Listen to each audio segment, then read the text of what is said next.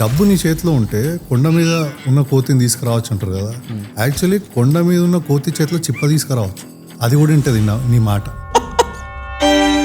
మా ఫాదర్ చాలా పెద్ద బిజినెస్ మ్యాన్. ఓ దివాళీ వస్తే ఇట్లా ఒక నోట్ కట్ట తీసి నాకు ఇచ్చేటోడు. 9th లో ఏమైందంటే ఈ బిజినెస్ మొత్తం పోయింది. అక్కడ నుంచి ఫస్ట్ దివాళీ రూపాయి లేదు, ఫైర్ క్రాకర్స్ ఓన్లీ. ఆ రోజు నోబడి కాల్డ్ అస్. బయట అంతా సౌండ్లు వినిపిస్తుంది, జస్ట్ సిట్టింగ్. నేను ఎప్పుడు మా నాన్నని ఏడవడం చూడలేదు, start crying.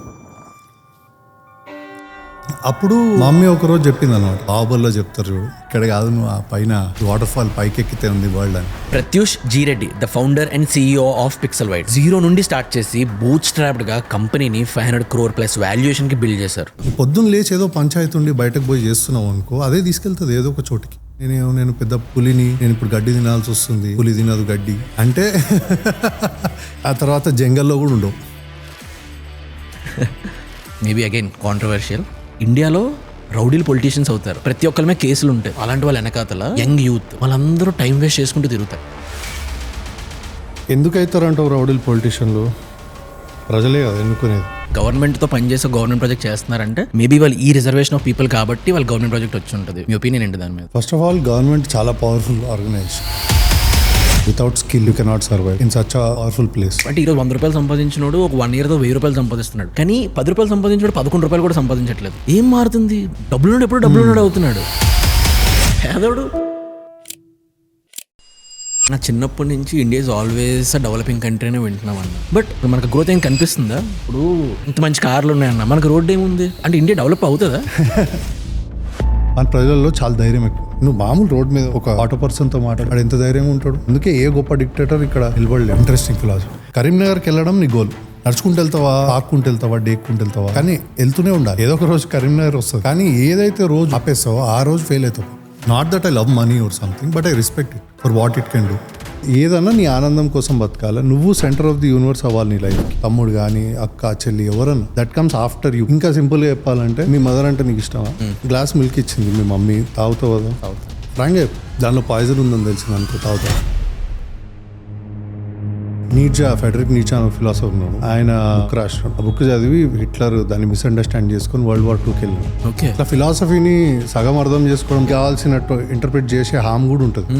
It is powerful, but you have to be careful understanding it. మీ ఎంటైర్ జర్నీలోని it is 1 year in terms of government, Telangana AP administration divide అవ్వడం, మీ కంపెనీ కో-ఫౌండర్ వదిలేసి వెళ్ళిపోవడం. అదే ఇయర్ లో you had a very bad breakup. నాకు నిజంగా అర్థం చేసుకోవాలంది how that 1 year went. That was the darkest phase of my life.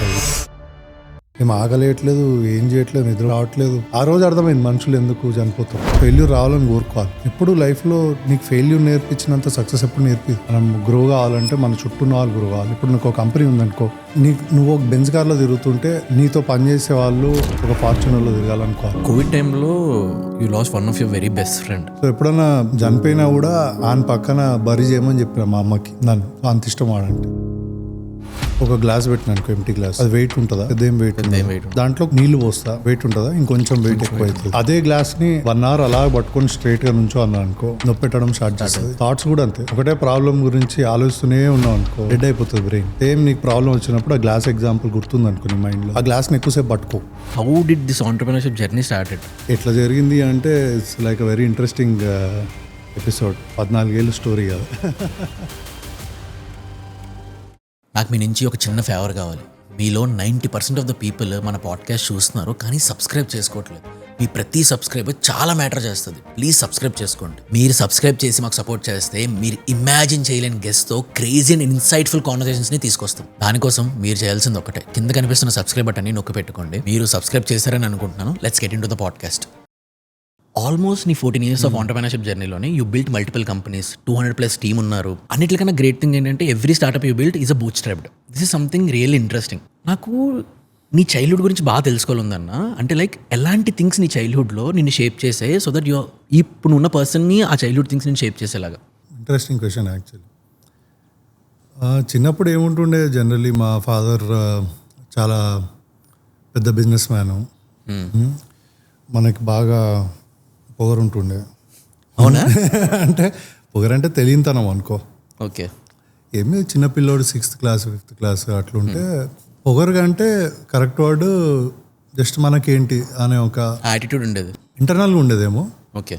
ఎట్లుంటుంది చిన్నపిల్లలకి ఓకే ఓకే ఇల్లు మంచి ఇంట్లో కార్లు ఉన్నాయి, మా నాన్న వాళ్ళకి పెద్ద బిజినెస్ ఉంటుంది, ఈ డిస్ట్రిబ్యూషన్ ఇవన్నీ ఉంటాయి స్టేట్ వైడ్, ఈ ఆల్పెన్లీవి లేదా ఈ సెంటర్ ఫ్రెష్, రెనాల్డ్స్, సెల్లో పెన్స్, సూపర్ స్టాకిస్ట్ అంటారు దాన్ని.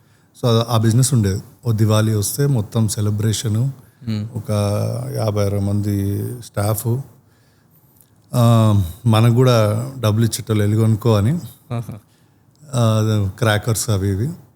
సో వెళ్ళి మా సేల్స్ మెన్ వాళ్ళతో వెళ్ళి నేను వాళ్ళకి కొనిచ్చి నేను కొనుక్కొని పెద్ద దివాళీ అప్పుడు ఆఫీస్లో పెద్ద హంగామా ఫెస్టివల్ లాగా చేసేవాళ్ళు. మనము 10,000 వాలాస్కి తక్కువ కొనేటోళ్ళం కాదు. ఓకే, పేలితే మినిమం ఒక వార్ సీన్ లాగా ఉండాలని అక్కడ ఎవర్రాది కాల్చేదని చెప్పుకోవాలనే ఫీలింగ్లో ఉండే. అక్కడ నుంచి 9th క్లాస్ వచ్చేసరికి I still remember business that was kind of running in losses. Okay, అంటే it was running very well. I think from a couple of years అప్పటి నుంచి kind of I think it was the ship was going down. మాకు తెలీదు. So 9thలో ఏమైందంటే సడన్గా మా అమ్మమ్మని ఇచ్చి మా పెద్దమ్మ వాళ్ళ ఊరికి పంపించేశారు మమ్మల్ని. ఏదో గొడవలు అయినాయి కొన్ని బిజినెస్ ఇంట్లో, మనకేం తెలియదు కదా. అక్కడ నుంచి then we moved to Vizag and all that. And then మా ఫాదర్ ఈ బిజినెస్ మొత్తం పోయింది. యాక్చువల్లీ ఉన్న ప్రాపర్టీస్ అన్నీ ఫ్యామిలీలో వాళ్ళకి అప్పులు ఉన్న వాళ్ళకి కట్టడము, దాని తర్వాత అవన్నీ చేయడం, ఇవన్నీ అయినాయి.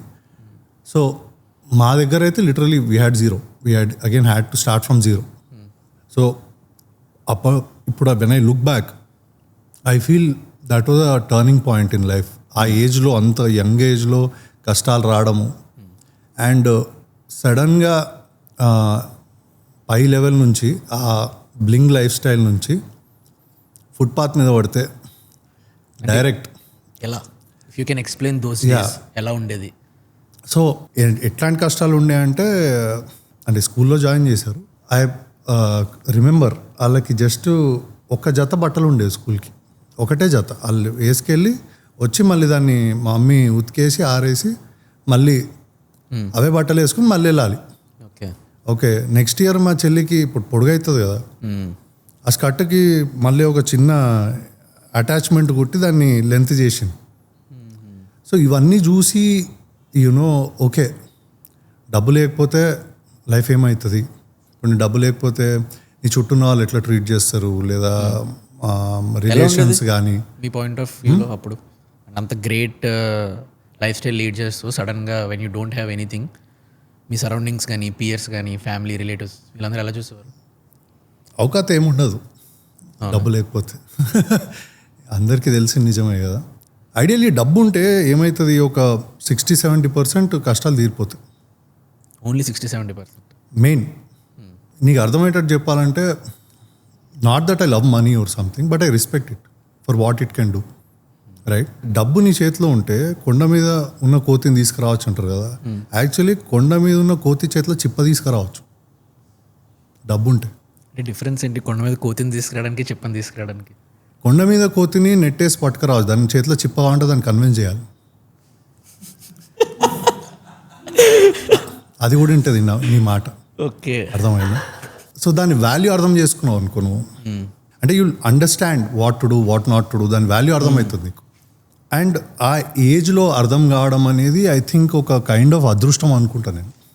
అప్పుడు ఇవన్నీ చూసిన తర్వాత మా మమ్మీ ఒకరోజు చెప్పింది అనమాట నాకు, అరే నువ్వు యూ డోంట్ బిలాంగ్ హియర్, బాహుబలిలో చెప్తారు చూడు, నువ్వు ఇక్కడ కాదు, నువ్వు ఆ పైన ఈ వాటర్ ఫాల్ పైకి ఎక్కితే ఉంది వరల్డ్ అని. నువ్వు మేము గాజువాకలో ఉండేవారు అప్పుడులో, చిన్న హౌస్ ఇవన్నీ. మొన్న యాక్చువల్లీ మా ఫ్రెండ్ పెళ్ళి అయితే ఆ ఇంటికి ఆఫ్టర్ 14 అదే ఇప్పుడు కట్టు మేబీ 20 years తర్వాత I went to meet the owners there once, just కలుద్దామని. I just wanted to, I felt a kind of gratitude for them, because మేము వాళ్ళ ఇంట్లో కింద ఎంత ఒక 200 SFT ఇల్లు అనుకో మొత్తం కలిపి. ఓకే, అందరం హాల్లో పడుకునే వాళ్ళం. వెళ్తే they were very happy that aunty and uncle. అప్పుడప్పుడు మనకి వండుకోవడానికి కూడా ఇంట్లో కొంచెం టైట్గా ఉంటే ఆంటీ బిర్యానీ చేసి పంపించేది కిందకి. వాళ్ళకి తెలియదు మనకి ఉన్న సినిమా కష్టాలు. కాకపోతే what she use to know is వీళ్ళు బాగా బతుకొచ్చారు అని అయితే తెలుసు. హైదరాబాద్ నుంచి ఇక్కడిక్కడికో వచ్చారు, చిన్న టౌన్కి ఉన్నారు. మన ఫేస్లు, మన బట్టలు, ఆడ మిగిలిపోయిన బట్టలు, ఆ సినిమా ఉంటుంది చూడు అల్లు అర్జున్ది, son of Subrahmanyam, Satyamurthy, similar అనుకోవచ్చు. సో అట్లా చూస్తే అర్థమవుతుంది కదా, ఓకే లేవు బాగా బతుకొచ్చారు, పోనీ ఏదో కష్టాలు బాగా ఏదో అప్పుడప్పుడు వెళ్ళి ఒక 100 or 200 ఆడడం ఆమెని అట్లా. సో అప్పట్లో ఎంత నాకు గుర్తున్నంత వరకు ఐ థింక్ 800 రూపీస్ అనుకుంటాం మా ఇంటి రెంట్ అప్పుడు. మేము ఉన్నది 800. మా నాన్నకి ఫస్ట్ 2400 ఏమో వచ్చేది అప్పట్లో. అంత చిన్న జాబ్లో జాయిన్ అయ్యాడు మా నాన్న. అప్పట్లోనే 1 crore టర్న్ ఓవర్ చేస్తాడు ఇక్కడ. ఆ స్కేల్ నుంచి imagine he going there and doing it. One thing I'm proud of him is he never gave up on us. అంటే నాకు లేదా మాకు ఆయనకి ఏమైనా డిఫరెన్స్లు ఉండొచ్చేమో కానీ ఒపీనియన్స్లో అందరికి ఉన్నట్టు. బట్ ఇంట్లో కూర్చొని డిప్రెస్ అయ్యి బాధపడి ఏం చేయలేదు. ఏదో ఒక పని, పొద్దున్న లేసి ఏదో పంచాయతీ ఉండాలి లైఫ్లో. ఓకే, అక్కడే అర్థమైంది నాకు. అప్పుడు పొద్దున్న లేచి ఏదో పంచాయతీ ఉండి బయటకు పోయి చేస్తున్నావు అనుకో, అదే తీసుకెళ్తుంది ఏదో ఒక చోటికి. అదే కూర్చొని దాన్నే ఆలోచించి నేను పెద్ద పులిని, నేను ఇప్పుడు గడ్డి తినాల్సి వస్తుంది, పులి తినదు గడ్డి అంటే ఆ తర్వాత జంగల్లో కూడా ఉండవు. Okay, so the whole point is about okay జింకలు దొరికినప్పుడు ఓకే మనకి టైం బాగాలేదు, కాంప్రమైజ్ అవ్వాలి, ఏదో ఒకటి చిన్న చిన్న ర్యాబిట్స్ ఏదో దొరుకుతాయి. హంటింగ్కి అయితే వెళ్ళాలి, దొరికిందా లేదా. హంటింగ్కి వెళ్ళలేదంటే పక్కా you will die out of hunger. ఇప్పుడు అండ్ యూ ఆస్క్డ్ మీ ఎక్కడ what is the turning point అని. That shaped you. Yeah, I think అంత చిన్న ఏజ్లో I was telling you about the Diwali thing, how it was like a big thing for us కదా. When we went to that first, when we move to Vizag, గాజువాక్కి, when we move, I remember అప్పుడే దివాళీ వచ్చింది. Okay, అసలు ఏం డబ్బులు లేవు అవి ఇవి. And my father clearly use to remember, ఇట్లా ఒక నోట్ కట్ట తీసి నాకు ఇచ్చేటోడు, కొనుక్కో అంటే వెళ్ళి కొనండి. నేను ఆఫీస్కి వెళ్ళేటోడిని, ఓకే, వీళ్ళందరినీ తీసుకెళ్ళి కొనిచ్చు, సేల్స్ మెన్ని వాళ్ళు వీళ్ళని, వాళ్ళు ఒక గ్రూప్ ఉండేది, వాళ్ళు 2-3 వచ్చేవాళ్ళు. ఓకే, మా స్టాక్ ఆటోస్ ఉంటాయి కదా, దాంట్లో ఎక్కి వాళ్ళతో పాటు వెళ్ళి వాళ్ళకి కొనిచ్చి, వాళ్ళు నన్ను బాబు నాకు ఇది కావాలి అది అంటే తీసుకో ఎంజాయ్ అని మనం ఆ కట్టల నుంచి డబ్బులు తీసి ఇచ్చి, ఎట్లుండేదంటే ఒక కట్ట మొత్తం వాళ్ళకి, ఒక కట్ట నాకు. So imagine the kind of fire crackers that I would burst. ఆ కట్ట ఎక్కడికి మళ్ళీ మా ఇంట్లో, మా అపార్ట్మెంట్స్ బయట కాల్చడానికి, కాల్చి అలసిపోయేటోటి చిన్నప్పుడు. అట్లా అంటే యూజ్లెస్లే, అదంతా పాయింట్లెస్. కానీ ఇంకా చిన్నపిల్లలకి వాడికి ఏం తెలుస్తుంది, వాడికి అదే ఆనందం. సో అక్కడ నుంచి when we vent they the first Diwali, రూపాయి లేదు అసలు, ఫైర్ క్రాకర్స్ కొనలే ఆ రోజు, స్వీట్లు లేవు, ఏం లేదు. So kind of it was like a very silent day. బయట అంతా సౌండ్లు వినిపిస్తున్నాయి. చిన్న ఇంట్లో జస్ట్ సిట్టింగ్ హాల్లో. Then nobody called us that day, okay, to wish or something like that. I think నేను ఎప్పుడు మా నాన్నని ఏడవడం చూడలే అప్పట్లో. Then he hugged all of us and he started crying. And that day I think was very like ఆ మూమెంట్లో what is running in your mind and father అంత ఎమోషనల్ డ్రైవ్ చూసిన తర్వాత సడన్లీ, అంటే అంత స్ట్రాంగ్ కదా మనకు, ఫాదరే పెద్ద పిల్లర్, అతన్ని చూసే మనం అంత స్ట్రెంగ్త్ అనిపిస్తుంది. అలాంటి ఫాదర్ని అలా చూసేసరికి మీ మైండ్ ఎలా అనిపించింది? Did you cried? of course we all cried, we all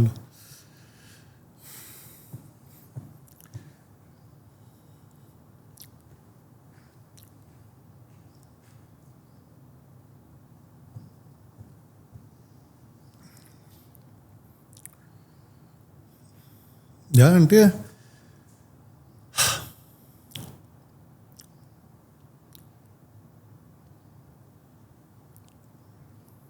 ఏం గుర్తొస్తుందన్న?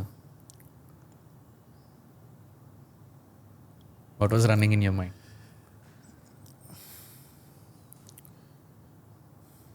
అంటే చాలా దూరం వచ్చాం అనిపిస్తుంది. అప్పటికి మనకేం తెలియదు కదా, మనకెవడు హీరో లైఫ్లో, నాన్ననే కదా. అంటే మనం మళ్ళీ బతుకుతామా, పిల్లన్నారు అనిపించింది, బాగా చాలా అనిపించినాయి. కానీ మెయిన్గా లైఫ్లో ఏమన్నా అయితే సాధించాలి అని అయితే అనిపించింది ఆ రోజు. ఏదో జరిగింది. మా నాన్న అయితే మంచోడు, ₹1 తిన్నాడు, ఇన్నోసెంట్ పర్సన్. అన్నీ తెలుసు కదా మాకు, వాళ్ళ ఫ్రెండ్స్ కానీ వీళ్ళు కానీ ఎట్లా పెడతాడు లేదా ఫ్యామిలీలో. జనరలీ మా నాన్నది కడప, మేము ఇక్కడ పుట్టి పెరిగాం. కానీ అటు సైడ్ మా రిలేటివ్స్ కానీ కల్చర్ కానీ ద వెరీ లాయల్ పీపుల్. అట్లనే పెంచుతారు కూడా ఇంట్లో. Loyalty comes first, relationships, family ఇవన్నీ కమ్స్ ఫస్ట్. డబ్బు ఇవన్నీ మ్యాటర్ కావు. వాడి కోసం నిలబడ్డాం అంటే నిలబడాలి వాడి కోసం, మనం వచ్చినా పర్లేదు. సో మాకు తెలుసు ఆయన ఎట్లాంటి పర్సన్. సో అప్పటికైతే హీరో. అట్లాంటి పర్సన్ బ్రేక్ డౌన్ అయ్యి మేమందరము మా అందరినీ వాటేసుకుని ఏడుస్తుంటే, అమ్మని పిల్లల్ని వాళ్ళని, బాగా బాధ అనిపించింది. అండ్ మా అమ్మమ్మ అప్పుడు మాతోనే కదా ఉంది అన్నేళ్ళు. రైట్. అప్పుడు తను యాక్చువల్లీ చాలా very innocent lady, very loving. So she asked my mother, నన్ను should I go back to the village. నేను మా పెద్దమ్మ ఉంటుంది ఊయూరులో, తనతో ఉంటాలే, మీకే బాగా కష్టంగా ఉంది కదా అంటే, మై మామ్ ఆస్క్డ్ ఇట్లా అంటుంది అమ్మ అంటే, హీ సెడ్ మనతోనే రమ్మను, మనం ఏం తింటే అదే తింటుంది అని చెప్పింది. So we all know how he's, రాయాల్సిన పౌరుషం ఉంటుంది నేను అని, అంతే. అని the very kind people, we all know. ఎవరికి హాని చేయలేదు, నష్టపోయాను. ఆ రోజు అర్థమైంది బిజినెస్లో దెబ్బలు ఎట్లా తగులుతాయి, తగిలితే ఎక్కడ పోతావు. ఆ దెబ్బ తగిలి అసలు కోలుకుంటావు. నువ్వు చాలామందిని చూస్తావు. ఇప్పుడు మొన్న నెట్ఫ్లిక్స్లో సత్యం రామలింగరాజు చూసుంటావు, విజయమాల్య చూసుంటావు. ఎంతో కొంత అయితే వాడు వాల్యూ యాడ్ చేసి ఉంటాడు, ఒక ఫైర్తో వచ్చి ఉంటాడు. పరిస్థితులు, కారణాలు ఇవన్నీ తగిలినప్పుడు వాడని ఏం చేస్తాడు. కొన్ని తప్పులు చేసి ఉంటారు డెఫినెట్లీ. కానీ నువ్వు ఉంటే వాళ్ళ పొజిషన్లో ఏం చేస్తావు? నువ్వు వాడి దగ్గర వాడి పొజిషన్, నువ్వు వాడి కూర్చున్న చైర్ మీద నువ్వు కూర్చుంటే how differently would you have done? That answer we will never know, right? I'm not sympathising with them. Crime లేదా తప్పు చేసిన కూడా తప్పే, because we're bound by the land of law that we're living in కదా. సో కానీ మనము వాడి పొజిషన్లో కూర్చోకుండా, మనం అసలు ఆ హై చూడకుండా జడ్జ్ చేయడం అనేది కూడా ఎంతవరకు, ఆ పర్స్పెక్టివ్ చూడకుండా అనేది కూడా definitely it is a thing that we should think about, right? Is there any one thing అంకుల్కి మీరు షేర్ చేసుకోలేంది కానీ మా నాన్నకి నాకు ఇది ఎప్పుడూ చెప్పాలనిపించేది, if you can share it now? I think I share అంటే definitely I would have shared, maybe you would not know, right? But one thing I learn from him, I would say, okay, human values అనేవి ఎంత ఇంపార్టెంటో ఆయన నుంచే నేర్చుకున్నాను. అంటే ఒక పర్సన్తో ఎంపథైజ్ చేయడము ఎంత ఇంపార్టెంట్ అనేది ఐ లెర్న్ ఫ్రమ్ హిమ్. మా ఫాదర్ ఒకసారి హైదరాబాద్ వచ్చి, అంటే మేము ఆ 2 years తర్వాత, he moved here and started one, like put some money in his friend's restaurant and he was only taking care. అప్పుడు there was this one guy, మా father ఆ రెస్టారెంట్లో there was this one cook, Ravi అని, I remember. తనకి ఏదో illness వచ్చిందనమాట. Okay, తన groin area దగ్గర it was like bulged and like something went seriously wrong. Nobody was ready to go near him or take him to the hospital. అంతా they called my father up, sir ఇట్లా రవికి బాగాలేదు అది అని చెప్తే he went. Okay, then he went and he didn't come home that night. తర్వాత we got to know the story. Okay, మా నాన్న so he actually took him to the hospital. అప్పుడు ఏం డబ్బులు లేవు. సో ఈ టుక్ హిమ్ ఒక ఆటోలో పెట్టుకొని టుక్ him to 1-2 hospitals. Government hospital తీసుకెళ్తే ప్రైవేట్కి తీసుకెళ్ళి చేయొచ్చు అంత డబ్బులు వాళ్ళకి అప్పటికప్పుడు హ్యాండ్ టు మౌత్ లాగే ఉండే. అప్పుడు కూడా ఒక రోజు లాస్ వచ్చేది, ఒక రోజు ఎంత 3-4 వేలు మిగిలేవి, డిపెండ్స్. సో తిని తీసుకెళ్ళాడు హాస్పిటల్కి. ఉస్మాన్ హాస్పిటల్లో చేశారనమాట, తనకి ఆపరేషన్ చేశారు. యాక్చువల్లీ ఏం చెప్పారంటే ఫస్ట్ హాస్పిటల్ తీసుకెళ్తే తనకి ఎయిడ్స్ ఉంది, మేము చేయమన్నారు. ఓకే. దెన్ ఇంకొక హాస్పిటల్ తీసుకెళ్ళి కన్విన్స్ చేసి డాక్టర్ని సంహం మా ఫాదరు ఆపరేషన్ చేయించారు. డాక్టర్ ఒప్పుకొని చేసినారు. చేస్తే బతుకుతాడో లేదో తెలియదు అని చెప్పినట్టు. సో మా నాన్న తన్ని ఆపరేషన్ అవుతున్నప్పుడు రాత్రి ఇదంతా I think it was happening in the night, vent down కింద ఒక సాయిబాబా కూడా ఏదో ఉంటే అక్కడ మొక్కి తిని బతకాలా అని పైకి వచ్చి తన డాక్టర్కి వచ్చిన తర్వాత okay is out of danger, he'll live అని చెప్పి జనరల్ వార్డ్కి షిఫ్ట్ చేస్తే father called his wife and like కొడుక్కి ఫోన్ చేస్తే వాళ్ళు మాకు సంబంధం లేదు తనతో అది ఇది అని చెప్పినారు. I think they had some issue at home. వాళ్ళు రాలేదు, ఎవరు లేరు కూర్చోడానికి కానీ వాళ్ళతో. మా నాన్నే అతని పక్కన కూర్చొని రాత్రంతా అక్కడే ఏదో చైర్ మేనేజ్ చేసుకొని చైర్లో పడుకున్నాడు. తను రవి రాత్రి పూట ఈ woke up middle of the night మా నాన్న కనిపించినాడు. మన బాస్ కనిపిస్తే చైర్లో ఇట్ ఆల్సో ఫీల్ అరే ఏమైంది టైప్ అదని చెప్పినాడు. తర్వాత ఇట్లా సాయిబాబా లాగా కనిపించినాడు, నేను చనిపోతా అనుకున్నాను సార్, నాకు సాయిబాబా లాగా కనిపించినట్టు చైర్లో అన్నాడు.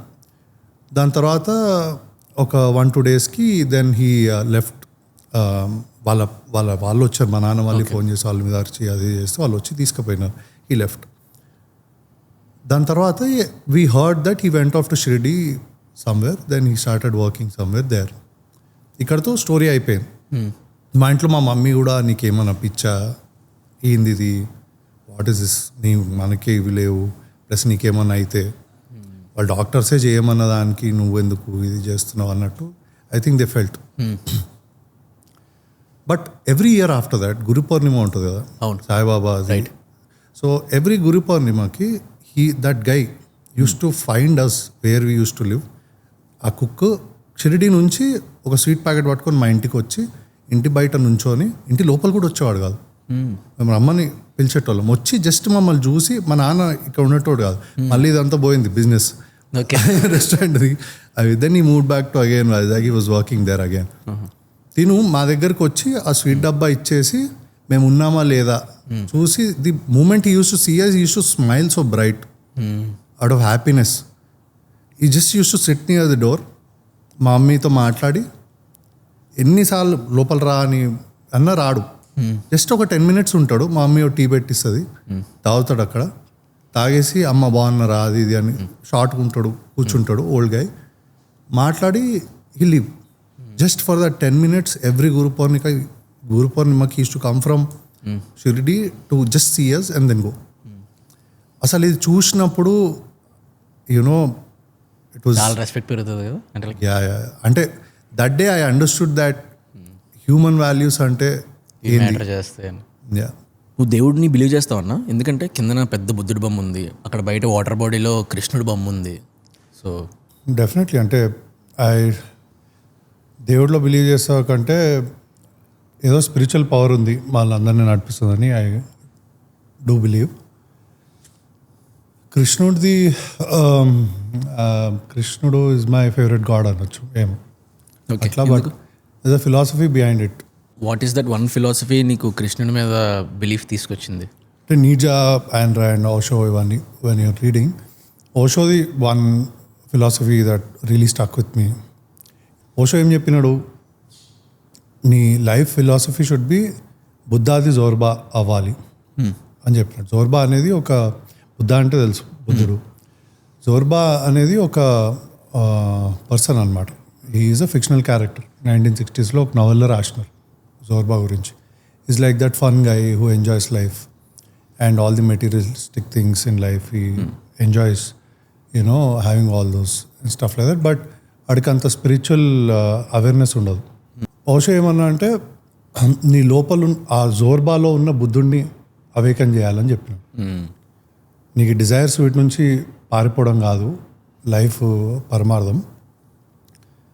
Be that Zorba, enjoy life, but awaken that Buddha inside him అన్నాడు. నువ్వు సరిగా చూస్తే కృష్ణుడి ఫిలాసఫీ అదే కదా, or is the representation of that. లైఫ్ని ఎంజాయ్ చేయి, లైఫ్ ఇచ్చే ఆల్ థింగ్స్ని నువ్వు సరి పరిపూర్ణంగా ఆనందించు, బట్ స్పిరిచువల్ అవేర్నెస్ ఉండాలి నీకు నువ్వు అని చెప్పినాడు. అంతే కదా ఆయన, హీ స్టాండ్స్ ఫర్ దట్, నా understand. Okay. So that's why every day when I see that statue something, it takes me closer to that path is what I feel. Okay, నాకు ఎప్పటి నుంచి అడగాలని ఉంది ఇది, నేను ఆఫ్ కెమెరా కూడా ఎప్పుడు అడగలేదు. చెప్పు. ఎవ్రీ టైం ఇప్పుడు నేను మా ఫ్రెండ్స్కైనా ఎవరికైనా, అరే నాకు ఒక అన్న తెలుసు, హీ వర్క్స్ విత్ గవర్నమెంట్, వాళ్ళు ఎలా చేస్తారు అది అంటే someone take it very easy. అంటే ఒక గవర్నమెంట్తో పనిచేశారు, ఒక గవర్నమెంట్ ప్రాజెక్టులు చేశారంటే డెఫినెట్లీ వాళ్ళకి ఒక సపోర్ట్ ఉంది. అది వాళ్ళ స్కిల్ మీద వాళ్ళ మీద డిపెండ్ అయ్యి ఏమి ఉండదు. గవర్నమెంట్తో పనిచేసే గవర్నమెంట్ ప్రాజెక్ట్ చేస్తున్నారంటే మేబీ వాళ్ళు ఈ రిజర్వేషన్ ఆఫ్ పీపుల్ కాబట్టి వాళ్ళు గవర్నమెంట్ ప్రాజెక్ట్ వచ్చి ఉంటుంది, లేదు వాళ్ళు గవర్నమెంట్లో ఎవరో తెలిసి ఉండొచ్చు, పెద్దలు ఎవరో తెలుసు కాబట్టి వాళ్ళు గవర్నమెంట్ ప్రాజెక్ట్ చేస్తున్నారు తప్ప ఏం చేస్తే వాళ్ళు గవర్నమెంట్ ప్రాజెక్ట్స్ చేయగలిగారు అనే సెగ్మెంట్ని ఎవరు ఆలోచించరు. అందరి పాయింట్ ఆఫ్ వ్యూ అలాగే ఉంటుంది. వర్కింగ్ విత్ గవర్నమెంట్ అంటేనే ఒక చిన్న డాట్ నల్ల మచ్చతోనే చూస్తారు. మీ ఒపీనియన్ ఏంటి దాని మీద? What do you say on this? First of all government చాలా పవర్ఫుల్ ఆర్గనైజేషన్. అంత మనం అనుకున్నట్టు ఏంది తెలియదు అట్లా ఇట్లా అనేది చాలా తప్పు. So they know what they are doing, and అంత ఈజీ ఏం కాదు. Just without skill you cannot survive in such a powerful place, right? దీనికి ఎగ్జాంపుల్ చెప్పాలంటే మా case, because in a very niche space also working, బ్రెయిన్వి కొన్ని సర్జరీలు ఉంటాయి. ఒక సర్జరీ ఉంటుంది, అల్ట్రా డీప్ డీబీఎస్ ఏమంటారు దాన్ని, బ్రెయిన్ స్టెమ్ ఏరియాలో జరుగుతుందా సర్జరీ. అది చేయాలంటే మొత్తం వరల్డ్లో ఒక 10-12 మంది చేయగలుగుతారు. ఓకే, అట్లాంటి టైంలో నువ్వు ఏం చేస్తావు? దానికి అంటే నువ్వు వాళ్ళే చేయగలుగుతారు. అవును, వాళ్ళతోనే చేయించుకుంటాం. సో మా పని కూడా అట్లాంటిది, అందరూ చేయలేరు. ఇప్పుడు మా కాంపిటీషన్ అంటే మేము కాకుండా మేము చేసే కొన్ని ప్రోడక్ట్స్ ఏవైతున్నాయి ఫ్లాగ్షిప్ ప్రోడక్ట్స్, ఓన్లీ మేబీ పెద్ద జైంట్స్ లైక్ టీసీఎస్ వేరే స్టేట్స్లో అక్కడిక్కడ చేస్తున్నారు. వాళ్ళు మా కాంపిటీషన్ అనుకో. సో ఇట్లా చాలా తక్కువ మంది ఇంత పెద్ద కంట్రోల్ చేసేటప్పుడు the choice of picking people is also not that easy. దానికి చాలా డొమైన్ నాలెడ్జ్ కావాలి. నువ్వు కమిట్మెంట్ కానీ ఇవి కానీ వర్క్ కానీ ఇవన్నీ ఆబ్వియస్లీ ఆర్ గివెన్. సో ఆ స్పెసిఫిక్ స్కిల్ సెట్ ఉంటేనే నువ్వు సర్వైవ్ అవ్వగలుగుతావు. అది ఉంది కాబట్టి సర్వైవ్ అయినాం. ఓకే, ఇంకోటి ఏదో చెప్పినాను దాంట్లో, అంటే సపోర్ట్ ఉంది కాబట్టే అందరూ ప్రాజెక్ట్స్ వస్తాయి గవర్నమెంట్తో. అంటే ఈ ట్యాగ్స్ ఉంటాయి కదా, ఆ ట్యాగ్ హెల్ప్ చేస్తుంది గవర్నమెంట్లో సర్వైవ్ అవ్వడానికి అనేది పీపుల్కి ఒక ఎజంప్షన్ ఉంది. పని చేసేటప్పుడు నీకు చిన్న చిన్న ప్రాబ్లమ్స్ వచ్చినప్పుడు సపోర్ట్ కావాలి, కానీ నీకు కోర్ కాంపిటెన్సీ లేకుండా నువ్వు ఇంత పవర్ఫుల్ ప్లేస్లో సర్వైవ్ కాలేవు. అంత ఈజీ కాదు. చాలామందికి తెలిసే ఉంటుంది, కానీ నిజమైతే అది. రాజనన్తో పాడ్కాస్ట్ చేస్తున్నప్పుడు రాజనన్ ఒక మాట అన్నారన్న, అది నాకు చాలా అంటే లైక్ అది నాకు చాలా అంటే అది ఏ వేస్లో థింక్ చేయాలనేది చాలాసేపు ఆలోచించాను నేను. జస్ట్ బికాజ్ నేను రెడీ అయినందుకు అంటే నేను చేసిందంతా కూడా అది ఏం కాలేదు అనే వర్డింగ్లో అన్న ఒక మాట అన్నారు. అంటే మేబీ ఆ ట్యాగ్ నాకు లేకపోయి ఉండుంటే మేబీ నా ఐడెంటిఫికేషన్ అంటే యాజ్ అ పర్సన్ నేను ఇది చేశాను అనే ఐడెంటిఫికేషన్ నాకు చాలా వచ్చుదును. ఆ రెడ్డి అనే ట్యాగ్ నాకు ఉండడం వల్ల దీనివల్ల దీనికి వచ్చిందనే మాట అందరూ అంటుంటారు కదా, that really pains me lot అని అన్న పాడ్కాస్ట్లో ఒక మాట అన్నారు. సో అప్పుడు అనిపించింది అంటే లైక్ ఆ ట్యాగ్ వల్ల పీపుల్ ఈజీగా ఒక మాట అనేస్తారు, నీకు అది లేదా అంటే లైక్ క్యాపబిలిటీస్ని కనిపించు. We are a very diversified society కదా. చాలామంది చాలా అంటారు and they are free to say that, that is their opinion. దానికి ఐ నో అంటే in a conversation you would have said it, but I know deep down you also knows that అది ఎలా తీసుకుంటాము అనేది నీ చేతిలో ఇండివిజువాలిటీ కదా. వాళ్ళని అనకుండా ఉంచడం అనేది నీ చేతిలో ఉండదు.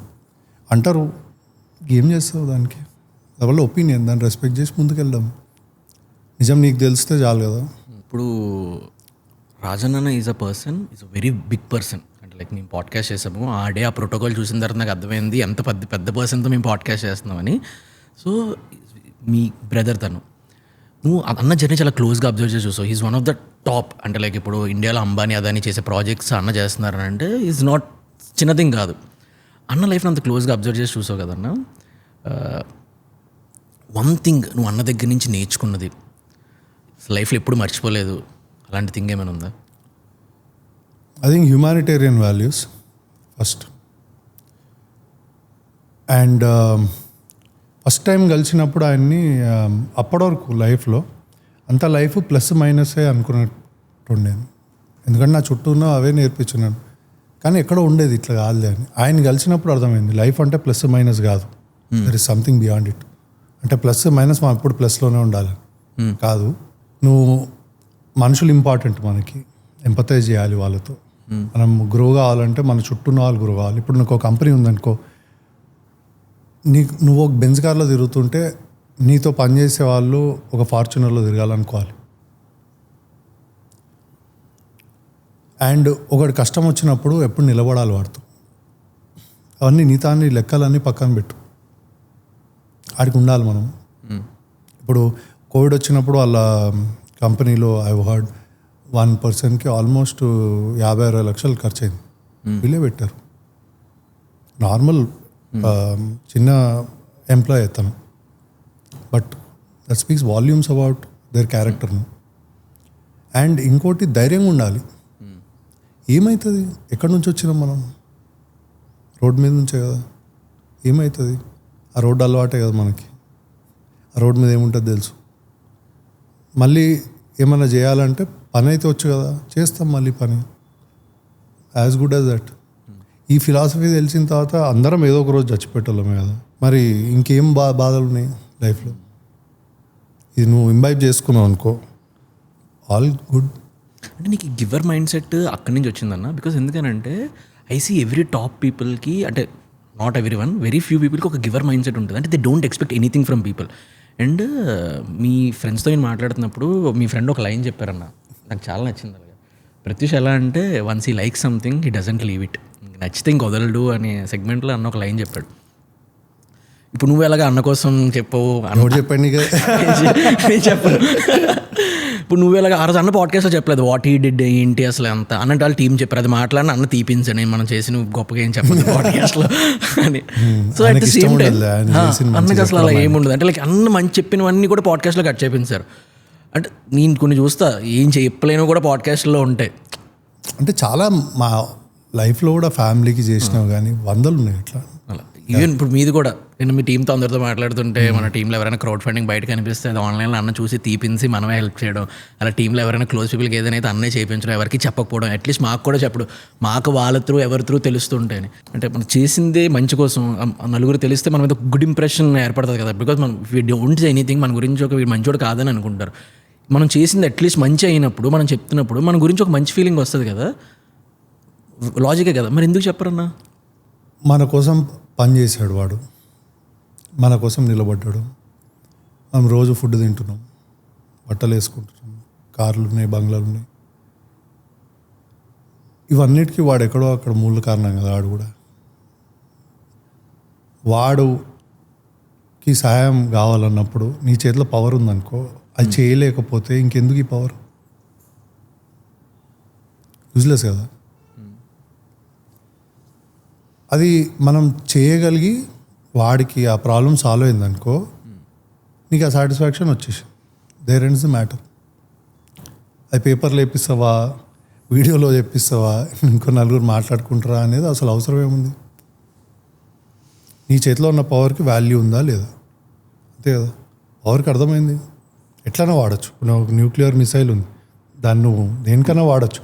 లేదా ఆ న్యూక్లియర్ మెటీరియల్తో ఎలక్ట్రిసిటీ ప్రొడ్యూస్ చేసి క్లీన్ ఎనర్జీ ఇవ్వచ్చు కంట్రీకి. దేనికి వాడతావు అనేది నీ చేతిలోనే.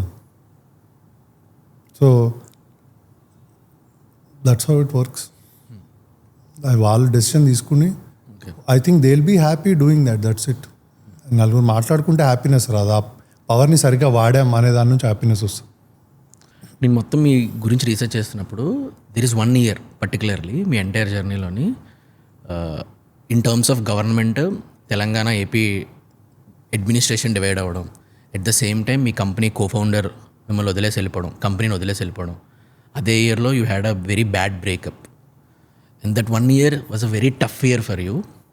నాకు నిజంగా అర్థం చేసుకోవాలని ఉంది హౌ దట్ 1 year వెంట్. ఆ 1 yearలో మీ మైండ్ సెట్ ఎలా ఉంది?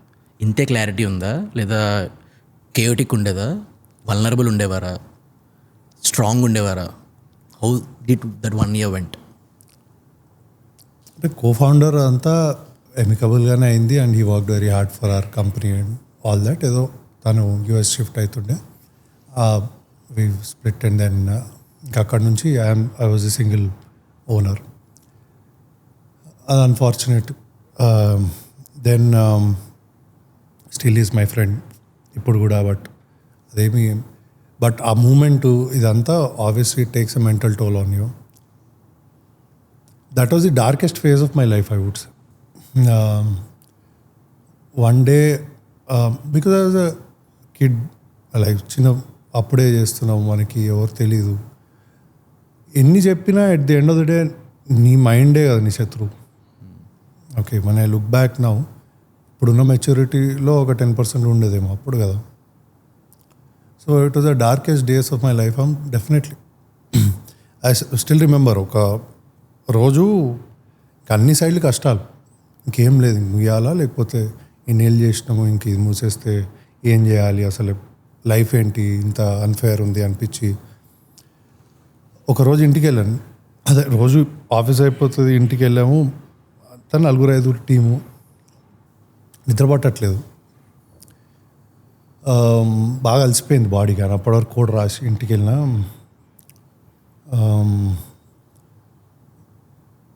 ఆ రోజు సడన్గా ఏందో 3 మెలకు వచ్చింది, నిద్ర పట్టట్లేదు.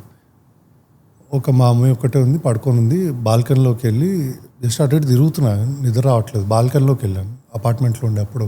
ఇక్కడ వెళ్ళి నుంచుని జస్ట్ అప్పటి నుంచి సన్ రైజ్ వరకు అక్కడే నుంచున్నాను నేను. ఏం ఆగలేయట్లేదు, ఏం చేయట్లేదు, నిద్ర రావట్లేదు. ఆ రోజు అర్థమైంది మనుషులు ఎందుకు చనిపోతారు అసలు. అంటే నీకు దేని మీద ఇంట్రెస్ట్ రాదు, ఏం చేయాలి ఇప్పుడు తెలీదు, నిద్ర పట్టదు, ఏం చేయాలి మరి. అట్లా నుంచొని జస్ట్ సన్ రైజ్ అయింది, ఆ బాల్కనీలో అలా చూసి ఇంట్లోకి వచ్చి మా మమ్మీ లేచింది. జస్ట్ నేను వెళ్ళి స్నానం చేసి షీ వాజ్ మేకింగ్ బ్రేక్ఫాస్ట్, బట్టలు తెచ్చుకొని just wearing my shirt something, dining table దగ్గర అక్కడ కిచెన్ దగ్గర ఉంటుంది. జస్ట్ వేరింగ్ మై షర్ట్ ఏదో ఆలోచించుకుంటూ, జనరల్లీ అంత ఏడుపు ఎప్పుడు రాదు. ఆ రోజు షర్ట్ వేసుకుంటూ ఐ బ్రోక్ డౌన్. మా మమ్మీ చూసి వీడు జనరల్లీ ఏడవాడు కదా దీంట్లో వచ్చి that day she hug me. Okay, and she said something that actually changed the whole course of my life after that. She said, "You are the strongest person that I know." నువ్వే ఏడిస్తే మేము ఎవరి వైపు చూడాలని. అసలు ఆ రోజు వచ్చిన తెగింపు, ఐ థింక్ ఆఫీస్కి వెళ్తుంటే I think I would never forget. ఆ రోజు తర్వాత అనిపించాయి, ఏమైతాయి ఏమవుతుంది, పోతే పోయింది, ఏమవుతుంది, టైం పడుతుందా పట్టని, అసలు ఎందుకు జడ్జ్ చేయాలి ఎవడన్నా నన్ను, నాకు తెలుసా నేను ఏం చేస్తున్నాను, చేద్దాం, ఇంకా గట్టిగా చేద్దాం, ఏదో ఒక రోజు వస్తుంది, ఈరోజు కాదు రేపు, లాస్ట్ చనిపోయే రోజు వస్తుంది సక్సెస్, ఏమవుతుంది, ఆ రోజు చేద్దాం, నాకు నచ్చిన పని చేద్దాం అంతే. Just kept doing that and one day it worked. ఆ రోజు నుంచి వచ్చిన థాట్ ప్రాసెసే I think so it shaped our whole life or company or anything. And ఇలాంటివి జరిగితేనే ఒక మనిషి వాడి మైండ్ సెట్ కానీ లైఫ్ కానీ ఫామ్ అవుతుంది. And I'm actually grateful for all of those events that happened. Very early in the life. Yeah, and I won't think that it was a bad phase. ఇప్పుడు నువ్వు అడిగితే I'm very happy that happened in my life. ఆ ఫేజ్లో నుంచి వచ్చిన thoughts, ఆ ఫేజ్లో వచ్చిన లెర్నింగ్స్ ఎప్పుడు లైఫ్లో నీకు ఫెయిల్యూర్ నేర్పించినంత సక్సెస్ ఎప్పుడు నేర్పిదు. సో ఫెయిల్యూర్ రావాలని కోరుకోవాలి. ఇట్ బి హ్యాపీ దట్ అబ్బా సాయిరామ్ మొత్తం పోయిందా, వెరీ హ్యాపీ రా ఈరోజు. Did that breakup affected you అన్నా? అందరికి ఎఫెక్ట్ చేసినట్టు ఎందుకు ఎఫెక్ట్ కాదు, ఎఫెక్ట్ అవుతుంది. ఏముందిరా, అంతే జీవితం ఇది. ఇప్పుడు ఒక బుక్ ఉంటుంది దిస్ పర్ఫెక్ట్ డే అని, చదివినా అనుకో. అందులో ఒక సొసైటీ ఉంటుంది, దాంట్లో కంప్యూటర్ నడిపిస్తుంటుంది దాన్ని. ఏమి ఆ సొసైటీలో ఉన్న వాళ్ళందరికీ వాడు ఏం కోరుకుంటే అది అయిపోతూ ఉంటుంది. ఈరోజు కారు కావాలి, కారు వచ్చేస్తుంది. బిజినెస్ సక్సెస్ కావాలి, సక్సెస్ అయిపోతుంది. ఈ అమ్మాయితో నాకు పెళ్ళి కావాలి, పెళ్ళి అయిపోతుంది.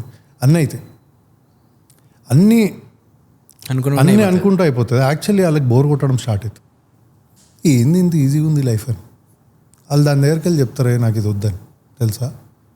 సో యాక్చువల్లీ ఇమాజిన్ అన్నీ అయిపోతున్నాయి అనుకో, నీకు బోర్ కొడుతుంది ఓ పాయింట్కి. అసలు ఏంటి అంటే ఎందుకు బతుకుతూ జస్ట్ ఇట్లా అనుకుంటే అన్నీ అయిపోతున్నాయి. సో అవన్నీ ఉంటేనే జీవితం రా. మసాలా ఉంటేనే ఆ కర్రీకి టేస్ట్ వస్తుంది. బ్లాండ్గా ఉంటే నువ్వు ఎంజాయ్ చేయవు. You should be happy all of those happened in your life and you should take it with pinch of salt. అంతే, ఓకే అయింది. అది ఆ పాట ఉంటుంది చూడు, చిరంజీవిది. ఆ తర్వాత మా వీధిలోకి ఐశ్వర్య వచ్చింది. That should be the philosophy of life.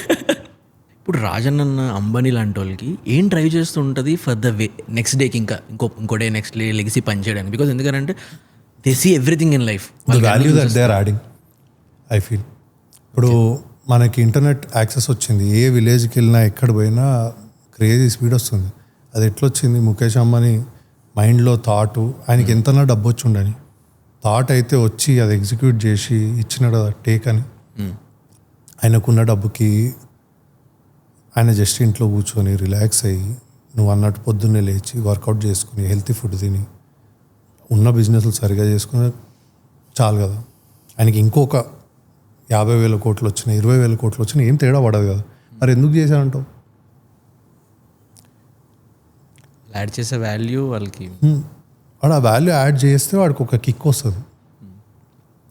ఆయనకు అది చేస్తే ఒక హ్యాపీనెస్, చనిపోయేలోపు నేను చేయాలి అని వస్తే వచ్చే డ్రైవ్ వాళ్ళని నడిపిస్తుంది. ఇఫ్ యూ సీ అన్న, ఎవరి దగ్గర ఎప్పుడైనా మాట్లాడుకున్నప్పుడు జనరల్ పీపుల్కి even they accept it or not, నేను ఇది చెప్తే కాంట్రవర్సీలోకి వెళ్తానేమో కానీ వాళ్ళకి డబ్బులు ఉండాలంటే నచ్చరు. అంటే people who really made money, who is adding real value to society, వాళ్ళంటే నచ్చరు. ఎందుకు ఇండియా లాంటి సొసైటీలో డబ్బులున్న వాళ్ళని ద్వేషిస్తారు? ఎంతమంది కడుతున్నారు ఇన్కమ్ ట్యాక్స్? 2%, 1.5% కడుతున్నారు ఇండియాలో. అంటే 98% దగ్గర అంత డబ్బు లేనట్టే కదా. రైట్ కదా. సో ఇప్పుడు నువ్వు ఉన్నావు, కటిక పేదరికంలో ఉన్నావు, నెలకు 10,000 15,000 సంపాదిస్తున్నావు మన యావరేజ్ కింద. ఒక బెంజ్ కార్లో నీ ముందు ఒకరు తిరుగుతున్నారు, వాడు చాలా గొప్పోడు అనిపిస్తుందా నీకు? లేకపోతే వాడేదో వీడికి ఎట్లా వస్తుంది, ఇంతమంది నా చుట్టూ 98 పీపుల్ ఉన్నారు, వీడు ఒక్కడు మాత్రం బెంజ్ కార్లో తిరుగుతున్నాడు అనిపించింది అనుకో, ఏమనిపిస్తుంది నీకు? కోపం వస్తుంది. మరి న్యాచురల్ కదా అది సొసైటీలో. సో వాళ్ళని తప్పుపట్టే వాళ్ళు, వాళ్ళకు కూడా డబ్బు వచ్చే మార్గాలు ఎతికి వాళ్ళకు కూడా యాక్సెస్ టు క్యాపిటల్ ఇస్తే ఆ ఫీలింగ్ పోతుంది. అందరి దగ్గర ఓ మాదిరిగా డబ్బు ఉంది, వాడు కూడా చూస్తాడు ఆ లైఫ్, వాడు కూడా దాని బాధలు ఇవి తెలుస్తాయి, ఎంత చెట్టుకు అంత కాలం తెలుస్తుంది, ఆ ఫీలింగ్ పోతుంది. ఇప్పుడు సింగపూర్లో 1 in 4 ఇస్ అ మిలియనర్. అక్కడ ఉంటుంది అంటావు ఇదే ఫీలింగ్. నువ్వు మిలియనర్ అయితే నేను మిలియనర్ మావా అంటాడు వాడు, అంతే కదా. సో ఆ డిఫరెన్స్ ఉంది కాబట్టి, వెల్త్ డిస్ట్రిబ్యూషన్ ఇన్ఈక్వల్గా ఉంది కాబట్టి ఆ ఫీలింగ్ న్యాచురల్. అది నా చిన్నప్పటి నుంచి India is always a developing country అనే వింటున్నామన్నా. If you see stats wise కూడా ఇండియా 1 ఎప్పుడు గ్రో అవుతుంది అంటే, ఇండియా 1 అంటే ఈరోజు 100 రూపాయలు సంపాదించినోడు ఒక 1 yearతో 1000 రూపాయలు సంపాదిస్తున్నాడు, కానీ 10 రూపాయలు సంపాదించినోడు 11 రూపాయలు కూడా సంపాదించట్లేదు ఇండియాలో. అంటే India 1 is always growing. India 2 చాలా కష్టపడుతుంది ఇండియా 1కి వెళ్ళడానికి, ఎందుకంటే వాళ్ళ పిల్లలు కష్టపడుతున్నారు, పెద్ద స్కూల్లో వేస్తున్నారు, గ్రో అవుతున్నారు. ఇఫ్ యూ సీ ఇండియా 3 వాళ్ళ లైఫే చేంజ్ అవ్వట్లేదు. అంటే మనం ఎలా థింక్ చేస్తున్నాం, మనం జపాన్తో కంపీట్ చేస్తున్నాము, మనం చైనాతో కంపీట్ చేస్తున్నాము, 5th పొజిషన్ నుంచి 4th పొజిషన్కి వెళ్ళగానే ప్రతి న్యూస్ ఛానల్ కూడా సెలబ్రేట్ చేసింది, అంటే India economy is growing, flourishing అని. But nothing is changing. అంటే ఇప్పుడు మనకు గ్రోత్ ఏం కనిపిస్తుందా? ఇప్పుడు ఇంత పెద్ద ఇల్లు కట్టావన్నా నువ్వు అని చెప్తున్నాను జనరల్లీ. ఇంత మంచి కార్లు ఉన్నాయన్న, మనకు రోడ్డు ఏముంది? వచ్చేటప్పుడు ఇక్కడ రోడ్ లేదు. మా డాడీ ఎప్పుడు అంటుంటాను అనమాట, డాడీ ఈ కార్ కొనుక్కోలేడు, ఆ కార్ కొనుక్కోలేడు. ఏ కార్ కొనుక్కోండి, నీ పక్కన ఒక ఆల్టైల్లో కూడా అదే స్పీడ్లో వెళ్తున్నారు కదా ఇక్కడ, అలాంటప్పుడు నువ్వు ఏ కార్లో తిరిగితే ఏం పెద్ద ఫరక్ పడుతుందని. Make sense. అంటే లైక్ ఏం మారుతుంది? డబ్బులు ఎప్పుడు డబ్బులు ఉన్నాడు అవుతున్నాడు, పేదోడు ఆడ టేస్ట్ ఆఫ్ ద అది కూడా టేస్ట్ చేయలేకపోతున్నాడు ఎప్పటికీ. వై ఇండియా అంటే ఇండియా డెవలప్ అవుతుందా? ఇది ఎప్పటికీ డెవలపింగ్ కంట్రీగా ఉండిపోతుందా? బికాస్ ఎందుకు నీకు ఈ క్వశ్చన్ అడుగుతున్నానంటే అన్న, అంటే లైక్ ఇంత నీ బిజీ స్కెడ్యూల్లో కూడా you working on something called policies of thoughts. నువ్వు ఐఎస్బీలో you learn something called public policy. So I just want to understand నీ పర్స్పెక్టివ్లో. చాలా ఇంట్రెస్టింగ్ క్వశ్చన్ అడిగావు. సో ఇప్పుడు ఇండియాలో నువ్వు చైనాతో కంపేర్ చేస్తారు కదా, ఎందుకు పాపులేషన్ సిమిలర్ కాబట్టి అక్కడ కొంచెం బాగా గ్రో అయినారు వాళ్ళు. వాళ్ళకి లేనిది మనకున్నది ఏముంది అంటే మన ప్రజలు, నా ప్రకారం మన ప్రజల్లో చాలా ధైర్యం ఎక్కువ. ఇండియన్ మెంటాలిటీ ధైర్యం ఎక్కువ 100%. నీకు నువ్వు రోడ్ మీద ఏమున్నా ఏమవుతుందో లేరా చూద్దామనే యాటిట్యూడ్ ఉంటుంది కదా అందరికీ. అందుకే ఏ గొప్ప డిక్టేటర్ ఇక్కడ నిలబడలేడు. అర్థమైందా? ఇన్నేళ్లలో నిలబడలేకపోయినారు, నిలబడరు కూడా. ఎందుకంటే ప్రజలలో అంత ధైర్యవంతులు అందరూ. నువ్వు ఒక విలేజ్కి వెళ్ళు, వాడు ఎంత ధైర్యంగా ఉంటాడు మాట్లాడితేనే. నువ్వు మామూలు రోడ్ మీద ఒక ఆటో పర్సన్తో మాట్లాడు, బిందాస్ ఉంటారు. ఎందుకు? ఆ ధైర్యం ఇన్నేట్లీ వచ్చిన ధైర్యం. అండ్ ఐ ఫీల్ చాలామంది ఆంటర్ప్రినర్స్ బిల్డ్ అవ్వచ్చు దాంట్లో నుంచి మన కంట్రీలో. ఓకే, నువ్వు మనది చాలా పెద్ద ఎకానమీ అన్నావు కదా, 4 trillion జీడిపి ఉండొచ్చాము. కానీ పర్ క్యాపిటా ఇన్కమ్ ఎంత మంది? పర్ క్యాపిటా ఇన్కమ్ అంటే ఏంది? GDP divided by the entire population. అంటే ఒక్కొక్క పర్సన్ ఈ కంట్రీలో ఎంత ఇయర్కి ఎంత సంపాదిస్తున్నాడు అనేది. ఓకే, అది అరౌండ్ ఒక $2,800 ఎంత ఉంటుంది. అవును, $2,600 $2,800 సబ్జెక్ట్ టు కరెక్షన్. యూఎస్ ఎంత తెలుసా per capita income? $85,000. Okay, so నువ్వు ఆ పర్ క్యాపిటా ఇన్కమ్ పెంచే వరకు ప్రజల చేతిలో డబ్బు రాదు. నువ్వు చెప్పిన ఇండియా 2, ఇండియా 3 ఇవి గ్రో కావు. ఆ గ్రో కావు అంటే పర్ క్యాపిటా ఇన్కమ్ పెరగాలి. అండ్ నీ దగ్గర ఉన్న ప్రాబ్లమ్ స్టేట్మెంట్ ఏంది? పర్ క్యాపిటా ఇన్కమ్ పెంచాలి. నీ దగ్గర ఉన్న అడ్వాంటేజ్ ఏంది? జనాలలో ఎట్ లార్జ్ చాలా ధైర్యం ఉంది. సో వీళ్ళకి యాక్సెస్ టు క్యాపిటల్ ఇస్తే వీళ్ళతో ఎట్లా సంపాదించాలి, సంపాదించే వాళ్ళని ఎంపవర్ ఎట్లా చేయాలి, వాళ్ళకి యాక్సెస్ టు క్యాపిటల్ ఇవ్వాలి. అంటే నా ఫ్రెండ్ ఉన్నాడు ఒకడు, రైస్ బిజినెస్ చేస్తాడు, బెస్ట్ ఫ్రెండ్. వాడు ఇప్పుడు గ్రో కావాలంటే వాడు ఒక మెల్లిగా వాడు పెట్టి వాడు ఒకడు ఎక్స్పర్సన్ దగ్గర కొనుక్కొచ్చి ఎక్స్పోర్ట్ చేస్తున్నాడు. ఓకే, మెల్లిగా వాడికి ఆర్డర్స్ వచ్చినాయి, వాడికి కొంచెం స్కిల్ ఉంది, వాడు చిన్నప్పటి నుంచి చూస్తున్నాం. గ్రో అయినాడు. అంబర్పేట నుంచి వాడు అంతా మంచి మాటగారి గ్రో అయినాడు. వాడు మెల్లిగా ఇప్పుడు అది ఒక 3-4 lakhs సంపాదిస్తున్నాడు. ఇప్పుడు వాడు ఒక 30 లక్షలు సంపాదించాలనుకో, వాడు అదే బిజినెస్లో వాడికి ఇన్ఫ్రాస్ట్రక్చర్ కావాలి, ఒక ఆఫీస్ పెట్టాలి, వేర్ హౌస్ పెట్టాలి, స్టాఫ్ని రిక్రూట్ చేయాలి, ఇవన్నీ చేయాలి. వాడికి ఒక పెద్ద ఆర్డర్ వచ్చింది కానీ వాడు చేయలేడు అది. ఎందుకు? వాడి దగ్గర ఆ వేర్ హౌస్ లేదు, ఆ మెషినరీ లేదు, జనాలు లేరు, ఇవన్నీ చేయాలంటే సపోర్ట్ చేయట్లేదు. వాడికి ఇప్పుడు 1.5 కోటి 2 కోట్లు కావాలి అన్నీ చేయాలంటే. ఎక్కడి నుంచి చేస్తాడు వాడు డబ్బులు? టాలెంట్ ఉంది, మాకు తెలుసు. డబ్బులు ఎక్కడి నుంచి వస్తాయి? వాడంత వెల్ ఆఫ్ కాదు, ఎక్కడి నుంచి తీయగలుగుతాడు? సపోజ్ వాడికి కానీ డబ్బులు ఇచ్చినావు అనుకో, వాడు, నేనైతే నమ్ముతా 100% గ్రో అవుతాను. చాలామంది అట్లాంటి వాళ్ళు చాలామంది ఉంటారు మన చుట్టూ, నువ్వు చూస్తూ ఉంటే టాలెంట్ ఉంటుంది. ఓకే, సరే 10 మందిలో 2 గ్రో అవుతారు కదా. Let's say if you bet on it, 10లో 2 గ్రో అవుతారు కదా. ఆ 2 ఇంకో 10 మందికి జాబ్ ఇస్తాడు కదా గ్రో అయినాడు. ఈ 8 మంది ఫెయిల్ అయితే వాళ్ళు వీళ్ళ దగ్గర పనిచేస్తారు కదా, అవునా? ఇట్లా ఒక సైక్లికల్ ఎఫెక్ట్ అవుతుందా? సో ఈ యాక్సెస్ టు క్యాపిటల్ రావాలంటే నీకు బ్యాంకులు లోన్ ఇస్తాయా అంత ఈజీగా? ఇప్పుడు ఇచ్చిన 9%, 10%, 12% రేట్కి ఇస్తావు కొలాటరల్ పెట్టుకొని. అదే నువ్వు ఇంట్రెస్ట్ రేట్ తగ్గించి యాక్సెస్ టు క్యాపిటల్ ఇస్తే ఈజీగా లోన్లు వాళ్ళకి. ఎక్కడికి పోతాడు వాడు?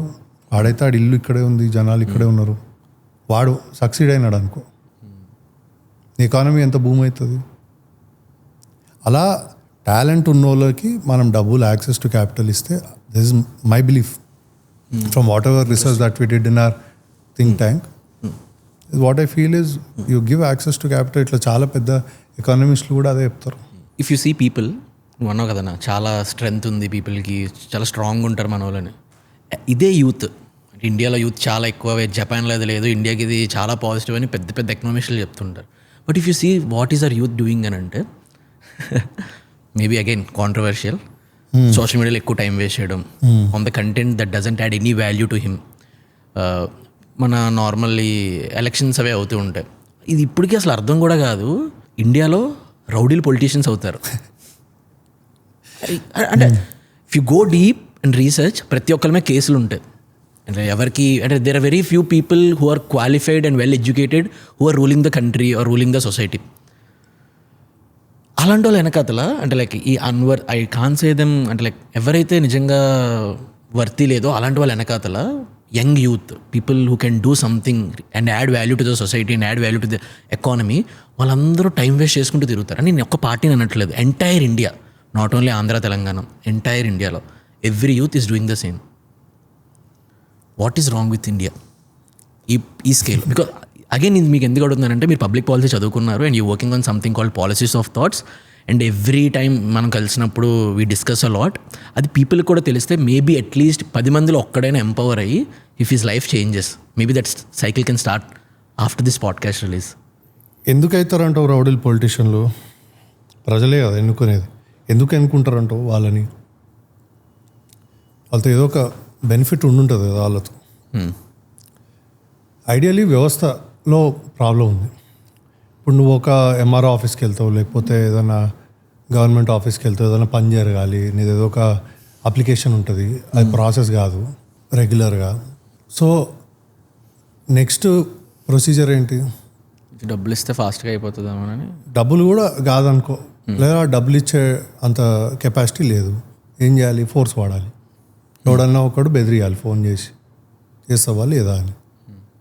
రౌడీలు ఫోన్ చేసి బెదిరిస్తే అవుతుంది కదా ఏ పని అన్నా. సో అందుకే వాళ్ళు గట్టిగా చెప్తే పని అవుతుంది కాబట్టి వాళ్ళకు ఓటేసి తెచ్చుకుంటే వీడికి మనకి ఫ్రెండ్, వీడు చెప్తే అవుతుంది అంటూ. సో అది మారాలంటే వ్యవస్థలు క్లీన్ అయిపోయినాయి అనుకో అన్నీ.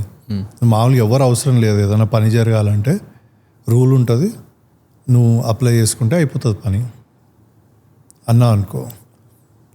ఎందుకైతారు? మరి అవసరం ఉండదు. ఇప్పుడు నువ్వు ఫర్ ఎగ్జాంపుల్ నువ్వు ఇంకొక తప్పు పని చేస్తావు.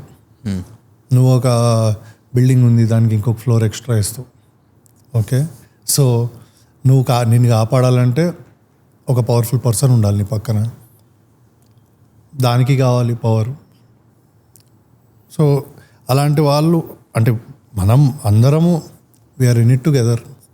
సో ఇవన్నీ మారినప్పుడు డెఫినెట్లీ అది కూడా మారుతుంది. అప్పుడు నువ్వు చెప్పింది చేంజ్ అవ్వాలంటే we need to vote for someone. ఎవరైతే అలా లేరో క్లీన్గా ఉన్న వాళ్ళకి ఓట్ చేయాలి. ఇది అందరికీ తెలిసిన సత్యమే. అలా మన తెలుగు స్టేట్స్ ఎగ్జాంపుల్ తీసుకుంటే దేర్ ఆర్ ఫ్యూ పీపుల్ దీనికోసం చాలా కష్టపడ్డారు. వాళ్ళు చూస్తే ఇప్పుడు అలాంటిది ఒక పాడ్కాస్ట్ ఇంటర్వ్యూ చూస్తే వీళ్ళు చాలా టాలెంటెడ్ రా, చాలా స్మార్ట్, చాలా తెలియని వాళ్ళు, వీళ్ళ చేతికి పవర్ ఇస్తే డెఫినెట్గా వాళ్ళు ఏదైనా చేస్తారనుకుంటాం. One of the example JP sir తీసుకుందాం, జేడీ లక్ష్మీనారాయణ గారిని తీసుకుందాం. వీళ్ళందరూ ఇంటర్వ్యూలు చూసినప్పుడు వీళ్ళు చాలా స్మార్ట్, వాళ్ళు ఎడ్యుకేటెడ్, వాళ్ళకి ఒక నాలెడ్జ్ ఉంది అని తెలుస్తుంది పాలసీ మీద, పబ్లిక్ మీద. మరి వాళ్ళకి ఎందుకన్నా ఓటేసి గెలిపించరు? Interesting question. యాక్చువల్లీ దీనికి ఆన్సరు 2500 ఏళ్ళ క్రితం ఒక బుక్లో రాశారు. ప్లేటో అని, సాక్రటిస్ వాళ్ళ శిష్యుడు, ఆయన ఒక బుక్ రాశాడు, రిపబ్లిక్ అని. One of the greatest books in political science that was ever written. దాంట్లో ఏం చెప్పినా అంటే ఒక అనాలజీ చెప్పినాడు, షిప్ ఆఫ్ స్టేట్ అని. ఒక షిప్ ఉంటుంది, ఆ షిప్లో 9 మంది సేలర్లు ఉంటారు. ఓకే, ఆ షిప్ ఓనర్ కూడా ఉంటాడు.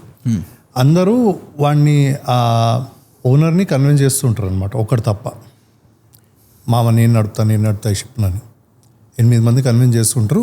ఒకటి మాత్రం జస్ట్ ఆ డెక్ మీద కూర్చొని స్టార్స్ని చూస్తుంటాడు. ఈ 8 మందికి రాదు నడపడం. ఓకే, వీడికి మందు పోసి మధ్య పెట్టి చెప్తా ఉంటారు, మభ్యపెట్టి నేను నడుపుతా, అట్లా నడిపినా అని చెప్తా ఉంటారు. కానీ నిజంగా నడపడం వచ్చినోడు మాత్రం వీళ్ళని కన్విన్స్ చేయడు. అక్కడ డెక్ మీద కూర్చొని స్టార్స్ని చూస్తుంటాడు. ఎందుకంటే షిప్ని నడపాలంటే విండ్, స్టార్స్, డైరెక్షన్ ఇవి తెలియాలి కాబట్టి. సో నిజంగా స్కిల్ ఉన్నోడు ఈ పని చేయడు.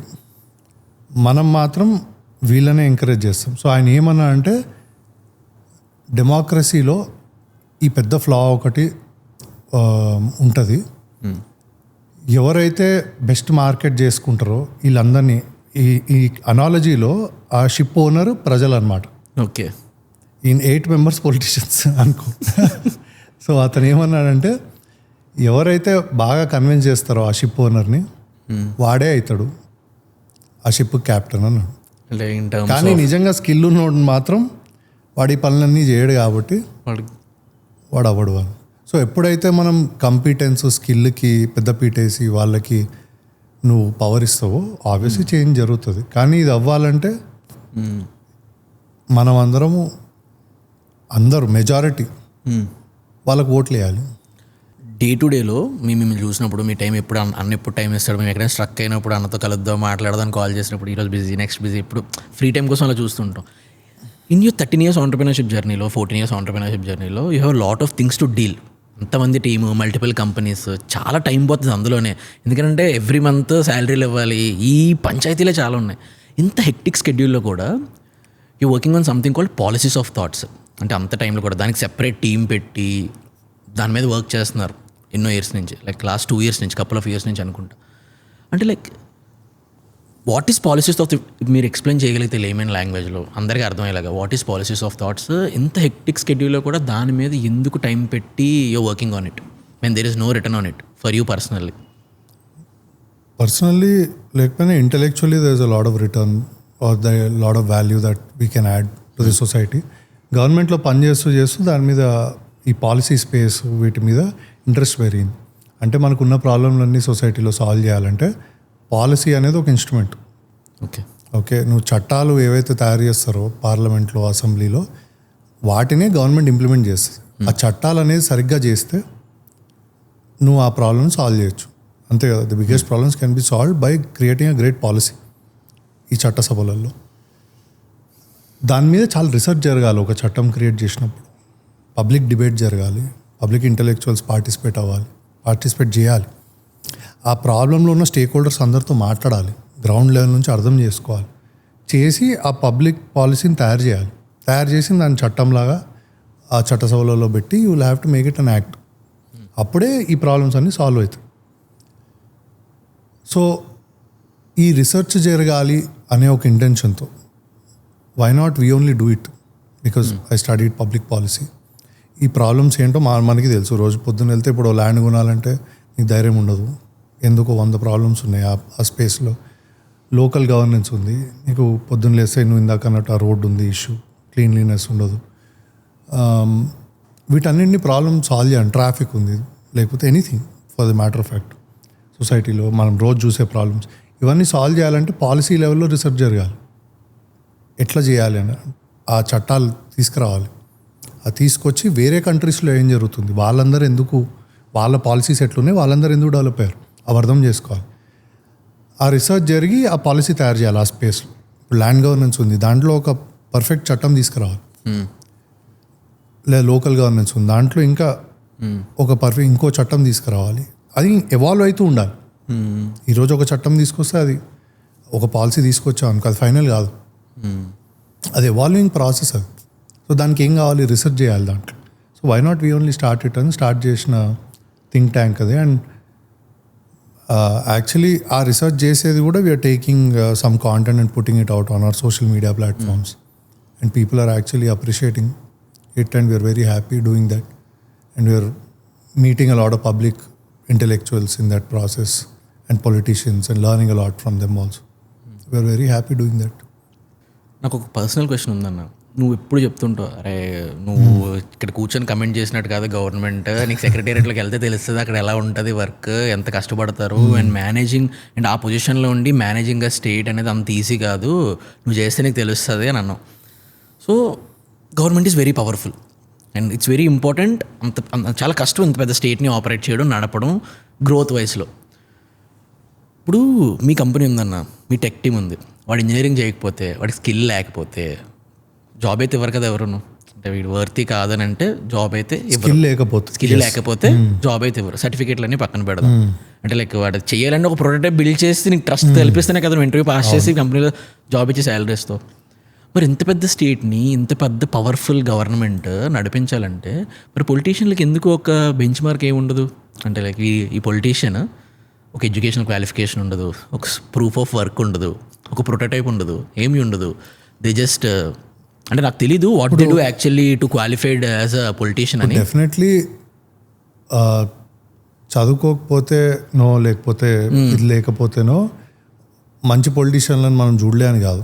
అదే our country has definitely seen like certificate లేకపోయినా నువ్వు ఒక స్కిల్ ఉంది, ఒక ఏదైనా ప్రోడక్ట్ బిల్డ్ చేసినా నువ్వు జాబ్ ఇస్తావు.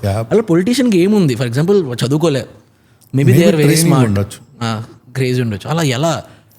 So definitely there's a lot of debate in the society that ఇట్లా ట్రైనింగ్ ఉండాలి పొలిటీషియన్లకి అని. ఇప్పుడు నువ్వు ఒక ఐఎస్బికి వెళ్ళినావు అనుకో, వర్క్ ఎక్స్పీరియన్స్ అడుగుతాడు. జాబ్కి వెళ్ళినావు, వర్క్ ఎక్స్పీరియన్స్ అడుగుతాడు. నువ్వు అంతెందుకు, నువ్వు ఒక హాస్పిటల్కి వెళ్ళావు, మీ ఫాదర్కి బాగాలేదు, ఒక డాక్టర్కి ఎక్స్పీరియన్స్ లేని డాక్టర్తో నువ్వు ఆపరేట్ చేయించుకుంటావు. మరి మనం ఎందుకు ఎక్స్పీరియన్స్ లేని వాళ్ళకు కూడా we're giving that opportunity and power to rule this big thing, right? That we as a society should think through and make policies. చట్టాలు చేయాలి, దాన్ని అదే ఎవాల్వ్ అవ్వడం అంటే మనం ఇప్పుడు 70 ఏళ్ళ పైబడిన డెమోక్రసీ కదా మనం ఇండిపెండెన్స్ తర్వాత. ఆ రీసెర్చ్ జరిగి మరి వీటి గురించి డిబేట్ జరగాలి సొసైటీలో, న్యూస్ ఛానళ్ళలో. వీటి మీద ఎప్పుడైతే డిబేట్ జరుగుతుందో we'll evolve as a society and make better policies. అది చేసినప్పుడు ఇండియా అనేది అల్దనే కంట్రీ ఉంటుందా? మనకున్న తెలివితేటలకి, మనకున్న ధైర్యానికి, యూత్కి, why not we'll also be world leaders. కానీ ఎవాల్వ్ అవ్వాలి, ఈ చట్టాలను ఎవాల్వ్ చేయాలి, మనం లర్నింగ్స్ నుంచి నేర్చుకోవాలి, బట్ మేక్ బెటర్ పాలసీస్.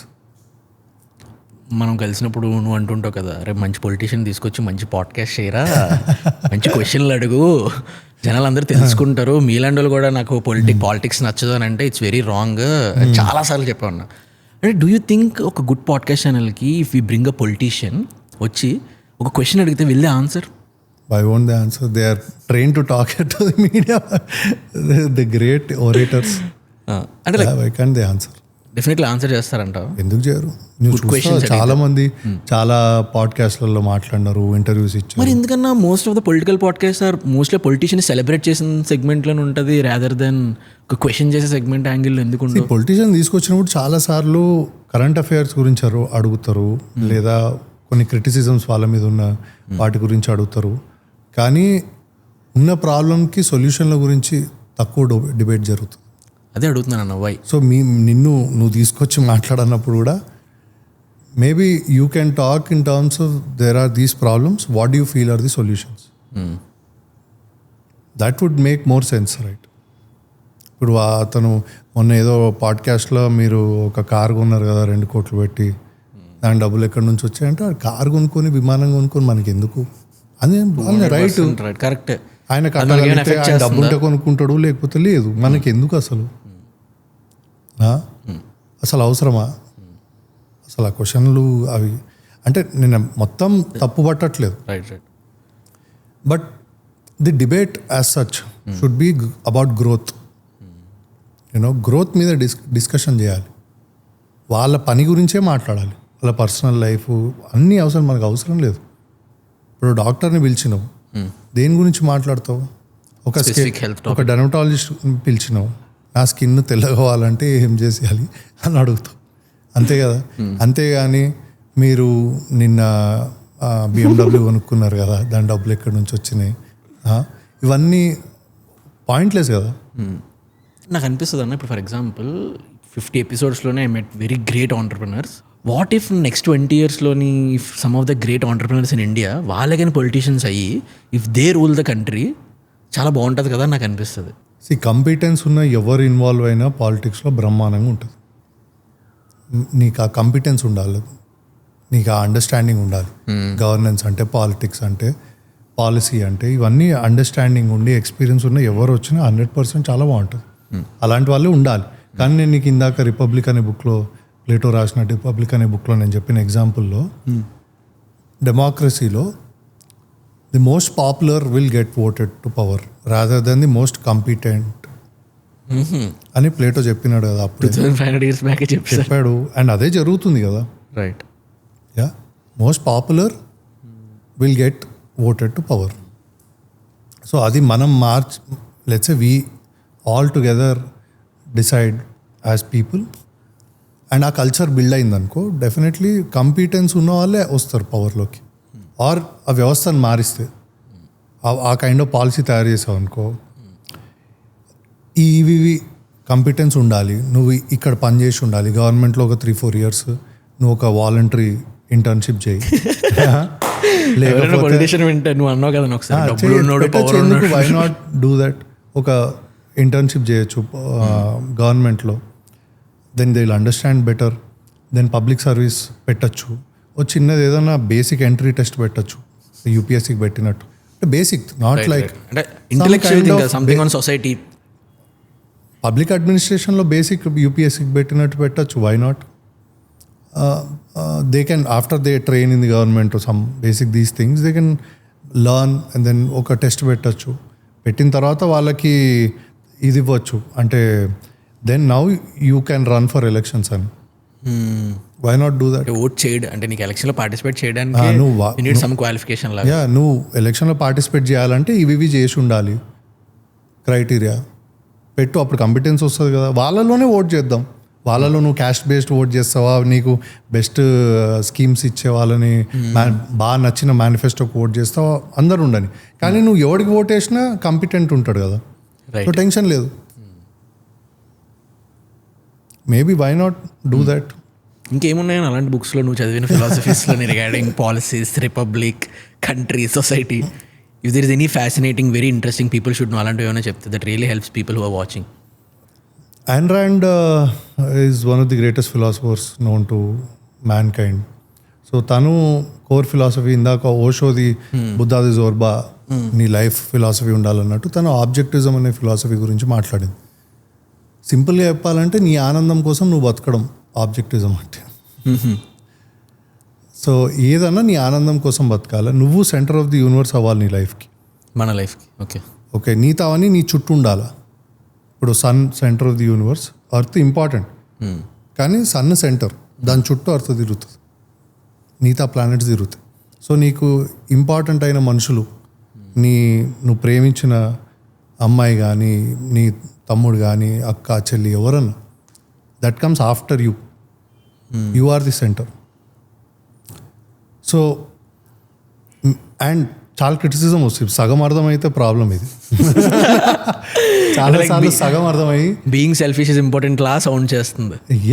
ఆమె సెల్ఫిష్నెస్ గురించే మాట్లాడింది, ఓకే, కానీ అది సగం అర్థం చేసుకుంటే చాలా డేంజరస్. ఇప్పుడు నేను చెప్పింది కూడా చాలా సర్ఫేస్ లెవెల్, నువ్వు చదివి దాని మీద రీసెర్చ్ చేసి చాలా పాడ్కాస్ట్లు వింటే నువ్వు నిజంగా అర్థమవుతుంది అది ఏంటి అని. ఇప్పుడు నీకు ఇంపార్టెంట్ వాళ్ళు నీ తర్వాత కదా, but making them happy will make you happy in turn, right? Seeing my mother happy makes me happy, so I will do things for her which will make her happy, which will in turn make me happy. It's not that నువ్వు అంటే I don't care, నువ్వు ఏమన్నా చావు అని కాదు, right? But you being the centre is important అని చెప్పింది. ఇంకా సింపుల్గా చెప్పాలంటే, మీ మదర్ అంటే నీకు ఇష్టమా? ఆఫ్ కోర్స్, ఏ తల్లన్నా కొడుక్కి ప్రాణం కదా. నీకు ఒక గ్లాస్ మిల్క్ ఇచ్చింది మీ మమ్మీ, తాగుతావు కదా? తాగుతాను. దానిలో పాయిజన్ ఉందని తెలిసింది అనుకో, తాగుతావా? ఫ్రాంక్గా చెప్పు, తాగవు కదా. ఇప్పుడు నీకు నువ్వు ఇంపార్టెంట్ కదా, అమ్మ మీద ప్రేమతో పాయిజన్ కూడా తాగేస్తా అంటావా? చచ్చిపోతావు. అటు మామూలు ఒక బేసిక్ లెవెల్లో చెప్తే ట్రూ, ఓకే. మరి అంతే, నువ్వే ఇంపార్టెంట్ ఫస్ట్. ఆమె చెప్పింది అదే.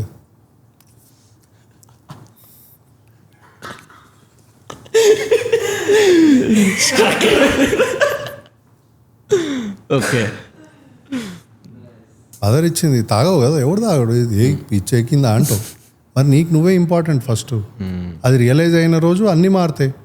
నీకు నువ్వు important first. Continuing from where we told you that. So నీకు నువ్వు ఇంపార్టెంట్ ఫస్ట్. అది నువ్వు సరిగ్గా అర్థం చేసుకున్న రోజు అన్నీ మారుతాయి. నీకు నువ్వు ఆలోచించుకోవడం, నీ థాట్ ప్రాసెస్ నువ్వు డిఫైన్ చేసుకోవడం, అందరి మాట నువ్వు ఓకే. సాధ్యమైతే వాళ్ళని హ్యాపీ చేయడానికి ట్రై చేయి, ఎందుకంటే వాళ్ళ హ్యాపీనెస్ నుంచి నీకు హ్యాపీనెస్ వస్తుంది కాబట్టి. కానీ at the end of the day నువ్వు అనుకున్నదే చెయ్యి, అంతే చెప్పిందా. ఇది సరిగ్గా సింపుల్గా అర్థం చేసుకుంటే బ్రహ్మాండంగా ఉంటుంది లైఫ్, అందరూ హ్యాపీగా ఉంటారు కదా, రైట్? అంతే చెప్పింది. దానికి ఆబ్వియస్లీ చాలా బుక్కులు చదవాలి, ఇవన్నీ అర్థం చేసుకుని అండ్ అది సరిగ్గా అర్థం చేసుకోవాలి. ఇప్పుడు నీచా, ఫెడరిక్ నీచా అనే ఫిలాసఫర్ ఉన్నాడు. ఆయన బుక్ రాసినాడు. ఆ బుక్ చదివి హిట్లర్ దాన్ని మిస్అండర్స్టాండ్ చేసుకొని World War IIకి వెళ్ళినాడు. ఓకే. అంటే అది వెళ్ళినాడని కాదు, జనరల్లీ అంటారు. ఇట్లా ఫిలాసఫీని సగం అర్థం చేసుకోవడం, తప్పు ఇంటర్ప్రిట్ చేయడం, కూడా నీకు కావాల్సినట్టు ఇంటర్ప్రిట్ చేసే హామ్ కూడా ఉంటుంది. So philosophy is powerful. It is powerful, but you have to be careful understanding it. Not it అర్థమైందంటే నీ లైఫ్ డైరెక్షన్ మారిపోతుంది కదా. So her writings have like you know shaped my thought process a lot. And ఇంకా ఇంకెవరున్నారు అలా? Osho definitely certain extent. Bruce Lee. ఏం నేర్చుకున్నావు అన్న బ్రూస్ లీ నుంచి? దోస్ బుక్స్, హిస్ ఈ జర్నీ. చైన్ ఆఫ్ థాట్ అంతా సేమే చెప్పినారు almost pretty much, more or less. నువ్వు ఎవరిని ఫాలో కాకు, నువ్వు నీకు take from the best things, form your own life అన్నాడు ఆయన, Bruce Lee. So you learn from everything but form your own philosophy. Jeet Kune Do అని made that is like a free form. Okay, నువ్వు ఆయన చెప్తాడు ఒక జగ్గులో నీళ్ళు పోస్తే ఆ దాని షేప్ తీసుకో, కప్పులో పోస్తే దాని షేప్ తీసుకో, గ్లాస్లో పోస్తే దాని షేప్ తీసుకో. సో అలానే ఉండాలి లైఫ్ ఫిలాసఫీ అని. అంటే నీకు ఏది పర్ఫెక్టో నువ్వు నీ ఫిలాసఫీ తయారు చేసుకో అన్నాడు. Learn from the best but you form your own philosophy అన్నాడు from all these. Pixel Wide గవర్నమెంట్కి ఎలాంటి ప్రాజెక్ట్స్ బిల్డ్ చేసింది, ఇఫ్ యూ కెన్ టెల్? అంటే ఆ ప్రాజెక్ట్స్ వల్ల పబ్లిక్కి అది ఎంత హెల్ప్ అయింది? అంటే how public life made easier because of Pixel Wide? OEM. I don't know కొన్ని projects because of you work with government, మీరు కొన్ని ప్రాజెక్ట్స్ చెప్పకూడదు. If you can tell any few things, అంటే లైక్ సర్ఫేస్ లెవెల్లో అయినా పీపుల్కి just to understand what is Pixel Wide అనేలాగా. First of all we're in very niche space. Okay, చాలా niche space కాబట్టి it's very difficult to explain. Always used to be very difficult to explain what we did. We're just grateful that we found that space and we did well in it, and we are so happy governments have supported us, and like we could add a lot of value to the society over years. And our work always spoke, our commitment always spoke, and the teams that worked so hard, people that sacrificed, all of that worked. And ideally what we do is we build products at scale for state governments, tech products, and then currently now we are an OEM. అంటే మేము ప్రోడక్ట్లు తయారు చేస్తాము గవర్నమెంట్కి అవసరమైనవి. Either మేమన్నా implement చేస్తాము, లేకపోతే any software company that wants to implement will partner with us, they'll go take this product and implement. We have some flagship products. One flagship స్టోరీలో నేను చదివానన్నా, if you can explain those flagship products by Pixel Wide. So one flagship product is the in the finance space, financial management system తయారు చేసాం మేము. Then other than that we built encroachment scanner, AI based. అంటే land కబ్జాలు అవుతూ ఉంటాయి, దాన్ని high definition satellite images వాడి ఎట్లా మానిటర్ చేయాలి. అంటే ఈ ఒక లేక్ ఉంది, లేకపోతే ఒక గవర్నమెంట్ ల్యాండ్ ఉంది, దాన్ని ఎంక్రోచ్ అయింది అనుకో, మన బౌండరీస్ గీస్తే దాని మీద శాటిలైట్ ఇమేజ్ మీద ఏఐ చెప్తుంది. AI model trained that AI model over Indian satellite images. అది దెన్ పోలీస్ డిపార్ట్మెంట్కి బిల్ట్ అ ప్రోడక్ట్ నా. ఓకే, ఒక ఏఐ బేస్డ్ ఏజెంట్ అనమాట. వాళ్ళ కేసెస్ ఇవన్నీ will be trained on those models. So వాళ్ళకి ఇన్వెస్టిగేషన్లో హెల్ప్ చేస్తుంది. అంటే పాత కేసులన్నీ చదివి ఎఫ్ఐఆర్స్, జడ్జ్మెంట్స్, హెల్ప్ చేస్తుంది. కేస్ డైరీస్ ఇవన్నీ. సో ఇప్పుడు ఒక కొత్త కంప్లైంట్ వచ్చింది అనుకో, ఇంటర్నల్ ఇన్వెస్టిగేషన్కి కన్విక్షన్ రేట్ పెంచడానికి పనికొస్తుంది. ఓకే, అంటే నీకు ఇప్పుడు కన్విక్షన్ రేట్ ఎప్పుడు ప్రాబ్లం మనకి, ఎప్పుడు గవర్నమెంట్లో ఎందుకు క్రైమ్ అవుతుంది, వాడు గిల్టీ అని ప్రూవ్ చేయడం అనేది పెద్ద ఛాలెంజ్. ఎందుకు కోర్ట్స్లో యూ హ్యావ్ టు దాన్ని వాదించాలి, ప్రూఫ్స్ కరెక్ట్గా ఇచ్చేయాలి, ప్రొసీజర్స్ అన్ని కరెక్ట్ ఫాలో అవ్వాలి. ఏమైనా వన్ సైడ్ ల్యాప్సెస్ ఉన్నా కూడా కన్విక్షన్ కాదు. ఓకే, కన్విక్షన్ అంటే అరెస్ట్, అదే మన శిక్ష పడ్డం. సో దీనికి ఇన్వెస్టిగేషన్కి హెల్ప్ చేస్తుంది. అది ఒక కొత్త కంప్లైంట్ వచ్చింది, దానికి ఇస్తే అది చెప్తుంది పాత ప్రీవియస్ కేసెస్ ఎట్లున్నాయి, మర్డర్ కానీ, మర్డర్ ఫర్ గెయిన్ కానీ, ఇట్లాంటివన్నీ చెప్తుంది. అంటే దీనికి సంబంధించి ఎలా మనం ఇన్వెస్టిగేట్ చేయాలి, ఏం స్టెప్స్ ప్రొసీజర్ ఫాలో అవ్వాలి. బిఎన్ఎస్ యాక్ట్ ఇప్పుడు ఐపీసీ బిఎన్ఎస్ యాక్ట్ ఏం చెప్తుంది, దాంట్లో మనము ఏమేం ఫాలో అయితే పాత కన్విక్షన్ వచ్చిన కేసులలో మనం తప్పు చేయకుండా ఎట్లా అవి we built one and products like these we built and we implement. That is what we do at Pixelwide. Okay, so through Pixelwide నేను మీ ఆఫీస్కి వచ్చాను చాలాసార్లు. గ్రేట్ టీమ్ ఉంటుంది, చాలా కష్టపడతారు. అంటే లైక్ అండ్ వన్ థింగ్ ఏంటంటే ఇంత జర్నీలోని, ఇంత పెద్ద కంపెనీ బిల్ట్లోని, just because you're working with government, as government చాలా పవర్ఫుల్ కాబట్టి మనం అన్నీ బయటికి చెప్పలేం. అంటే లైక్ మనం even the greatest things of us కూడా, ఒక అచీవ్మెంట్ కూడా మనం చెప్పలేం because just we're working under government కాబట్టి. అదేమైనా ఎఫెక్ట్ చేస్తుందన్న? అంటే లైక్ ఇది మనం చేసాం బట్ దీనివల్ల పబ్లిక్కి చాలా పెద్ద ప్రాబ్లమ్ సాల్వ్ అవుతుంది, గవర్నమెంట్ వర్క్ ఈజీ అవుతుంది, కానీ ఇది మనమే చేసామని మనం కొన్ని చెప్పుకోలేం. అది ఎలా అనిపిస్తుంది మీకు? ఏం బాధేమో అనిపించదు, చాలా ఇన్ఫ్యాక్ట్ ఆనందం. అంటే like people need that validation కదన్నా. అంటే లైక్ మనం చేసిన వర్క్కి if we get that validation మన సోల్ చాలా సాటిస్ఫై అవుతుంది. అది సినిమాలో డైలాగ్ కూడా ఉంటుంది కదా, మనం చేసే పని 10 మందికి తెలిస్తే అదొక పెద్ద సాటిస్ఫాక్షన్ అని. బట్ ఇన్ టర్మ్స్ ఆఫ్ పిక్సెల్వైడ్ కానీ మీకు కానీ అచీవ్మెంట్ని మనం ఎవరితోనే షేర్ చేసుకోలేం. అది అంటే మీకు మీ కంపెనీకి తప్ప ఇంకెవరికి తెలియదు. అది ఎలా అనిపిస్తుంది అని? ఇన్ఫ్యాక్ట్ అంటే మనం ఏం చేస్తున్నాం మనకు తెలుసు కాబట్టి వెరీ హ్యాపీ. ఓకే, టీం అందరు కానీ ఎవరైతే పని చేస్తారో దే వెరీ ఇంక్రెడిబ్లీ సాటిస్ఫైడ్. అందుకే ఇన్నేళ్ళు ఎవరన్నా పిక్సెల్వైడ్కి మా కంపెనీలో అంటారు, నువ్వు జాయిన్ అవ్వడమే కానీ వదలడం ఉండదు company.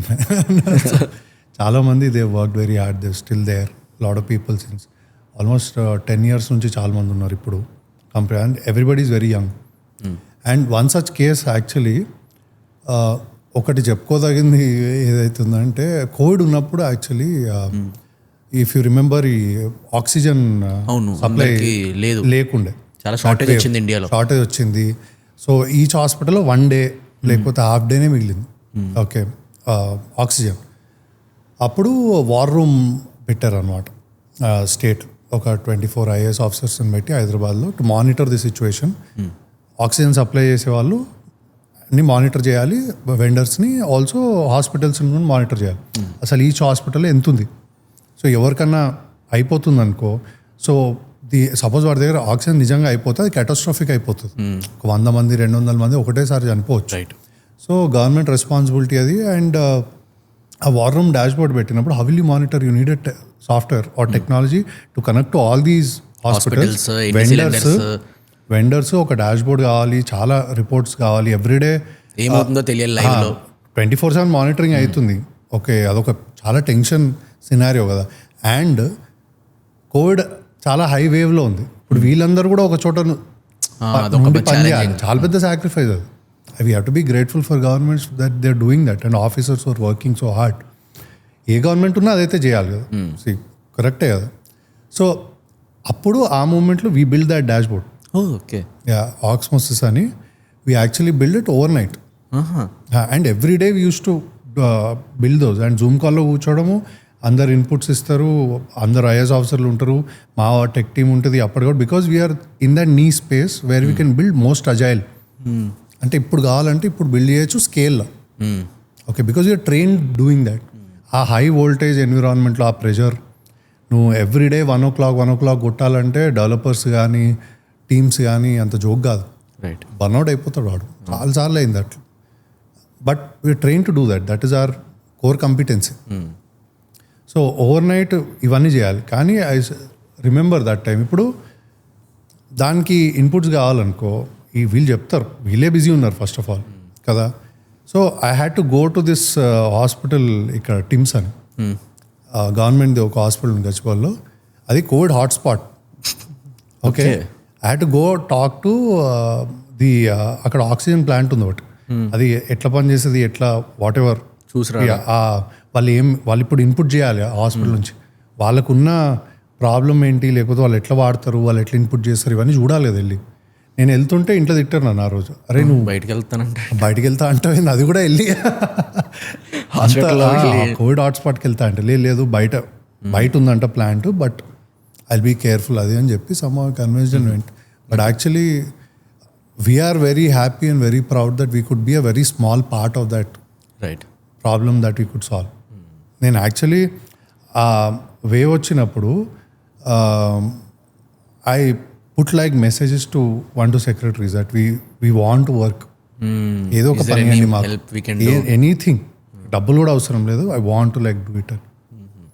And we actually did that, but lot of people don't know that we build that whole this dash board, we connected to all these hospitals. 1400 hospitals ఏమో ఉండే, అన్ని హాస్పిటల్స్ ఎవ్రీడే అప్డేట్ చేస్తుండే, and vendors update చేస్తుండే, మొత్తం లైవ్గా అనిపిస్తుండే. Every 1 hour reviews అయ్యేవి. All these is officers with all these vendors, hospital heads, ఎవరికైతే తక్కువ ఉందో ఇక్కడే కనిపిస్తుండే. ఇక్కడ నుంచి it became very easy to actually monitor and do. So ఇంత నీ స్పేస్ ఎక్స్ప్లెయిన్ చేయాలన్నా చాలా right. Yeah.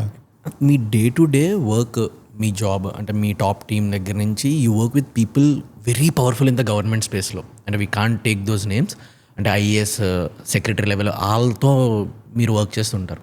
What is that one learning from the government, ఆ టాప్ పీపుల్ దగ్గర నుంచి మీరు నేర్చుకుంది which helped in your entrepreneurship journey? Macro level management I would say, and working under stress.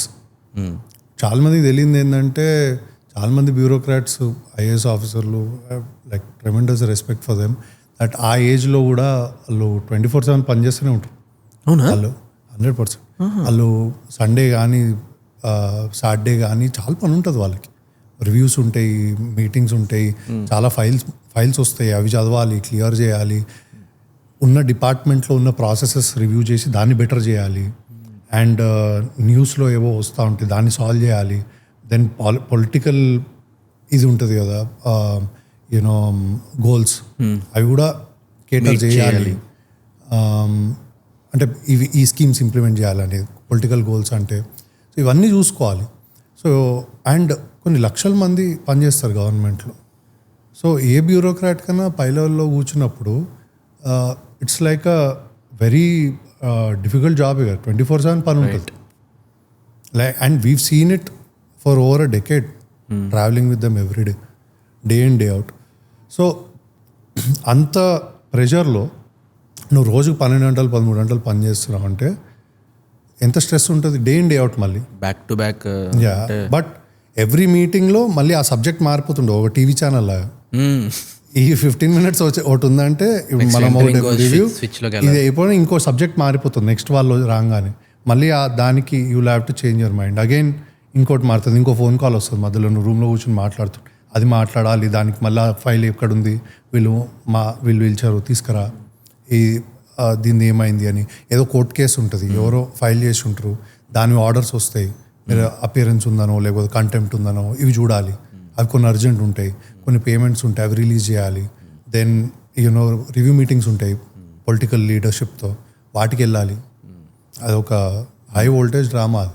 Right. And దాంట్లో నువ్వు mind స్టేబుల్గా ఉండి మళ్ళీ ప్రతి ఒక్కరితో అదే మొమెంటంతో మాట్లాడాలి, ఎవరు వచ్చినా చెప్పాలి, పని చేయాలి, ఇదంతా జోక్ కాదు కదా. యాక్చువల్లీ నాకు ఆ సెగ్మెంట్ అంటే లైక్ నాకున్న ఏజ్కి, నాకున్న ఎక్స్పోజర్కి నాకు అవేం తెలియక, నాకు అంత రెస్పెక్ట్ ఉండేది కాదు, నాకు అదేం తెలియక, అంటే ఆ సైడ్లో ఎప్పుడు నా థాట్ ప్రాసెస్ థింకింగ్ లేదు.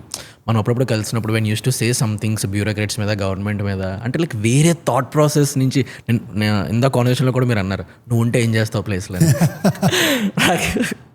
అది చాలా అంటే రైట్, నువ్వు ఉంటే ఏం చేస్తావు ఎవరైనా, ఇట్స్ వెరీ ఇంకొక సైడ్ ఆఫ్ థింకింగ్ అది. సో ఇట్స్ చాలా రెస్పెక్ట్ పెరిగింది అనమాట నాకు మిమ్మల్ని కలిసిన తర్వాత ఆ సెగ్మెంట్ మీద.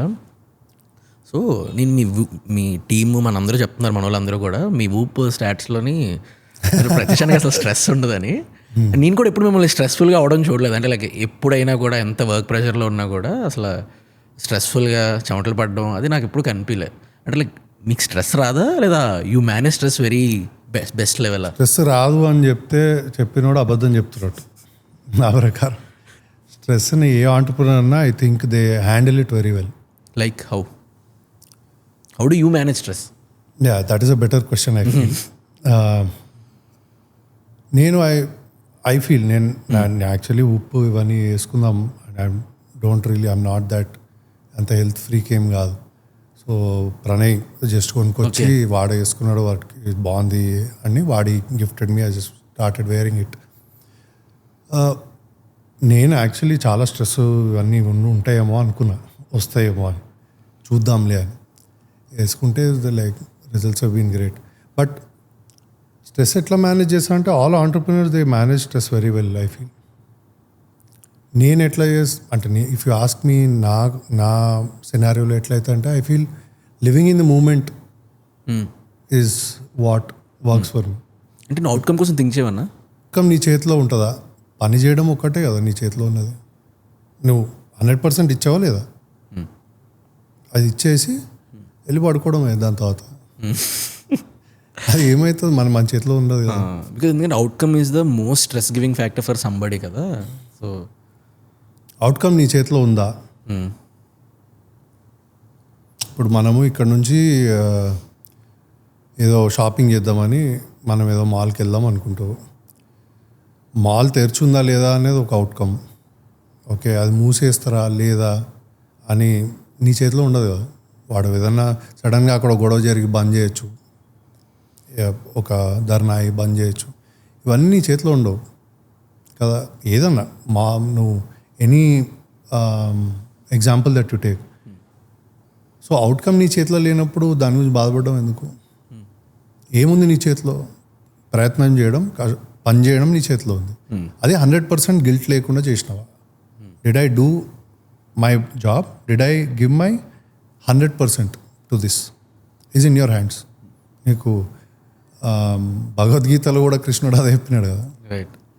నీ కర్తవ్యం నువ్వు చేయ, దాని తర్వాత అయ్యేది అవుతుంది. ఇప్పుడు ఒక ఫోటో తీసుకొని వచ్చాను నా లోపల బాత్రూంలో ఒక గోడ మీద ఉంది. ఏంటిదని, no greater nobler more heroic form of devotion than the act of a man who assumes like the responsibility of thinking. అంటే ప్రాబ్లమ్స్ ఎప్పుడు వస్తాయి లైఫ్లో? జనరల్ ఎప్పుడన్నా వస్తూనే ఉంటాయి. దానికి సొల్యూషన్ ఏంటి? ఆలోచించడం. నువ్వు ఎప్పుడైతే ఆలోచిస్తావో ఆ ప్రాబ్లంకి సొల్యూషన్ దొరుకుతుంది.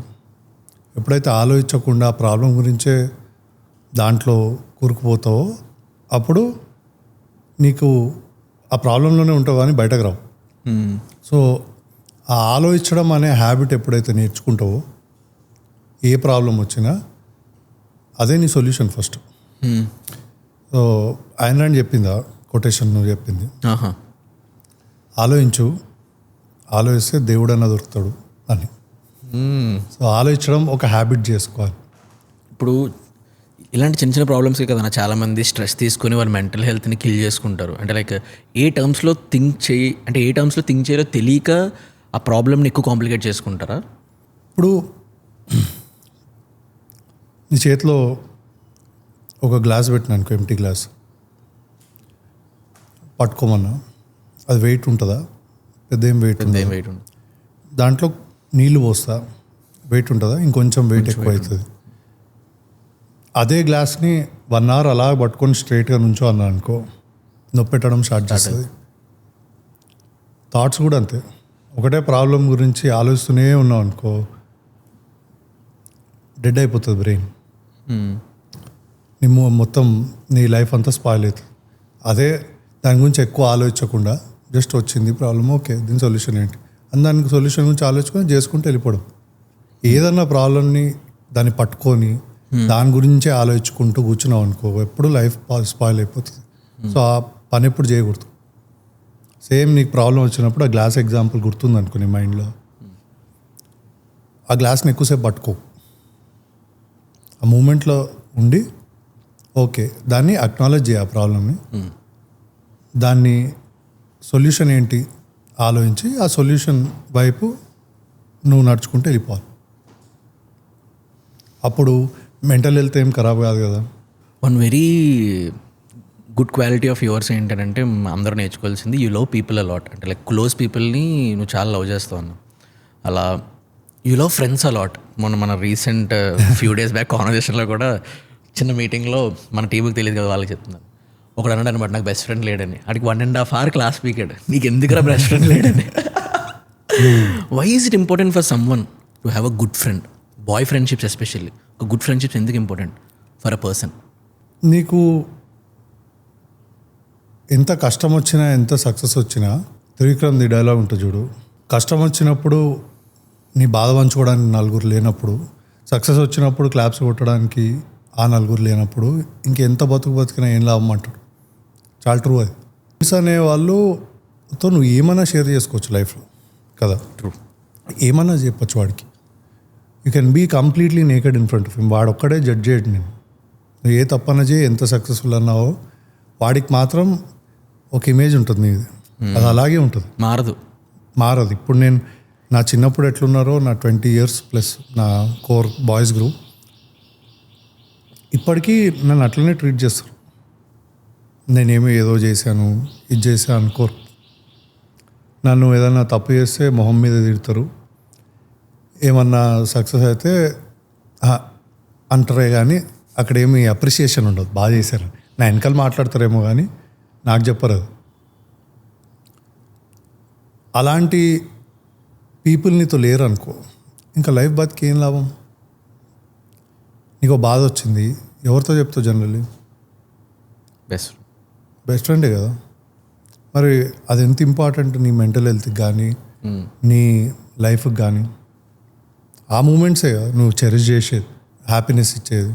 సో దట్స్ వై ఫ్రెండ్స్ లేకుండా లైఫ్ వర్త్వైల్ కాదు. కోవిడ్ టైంలో you lost one of your very best friend.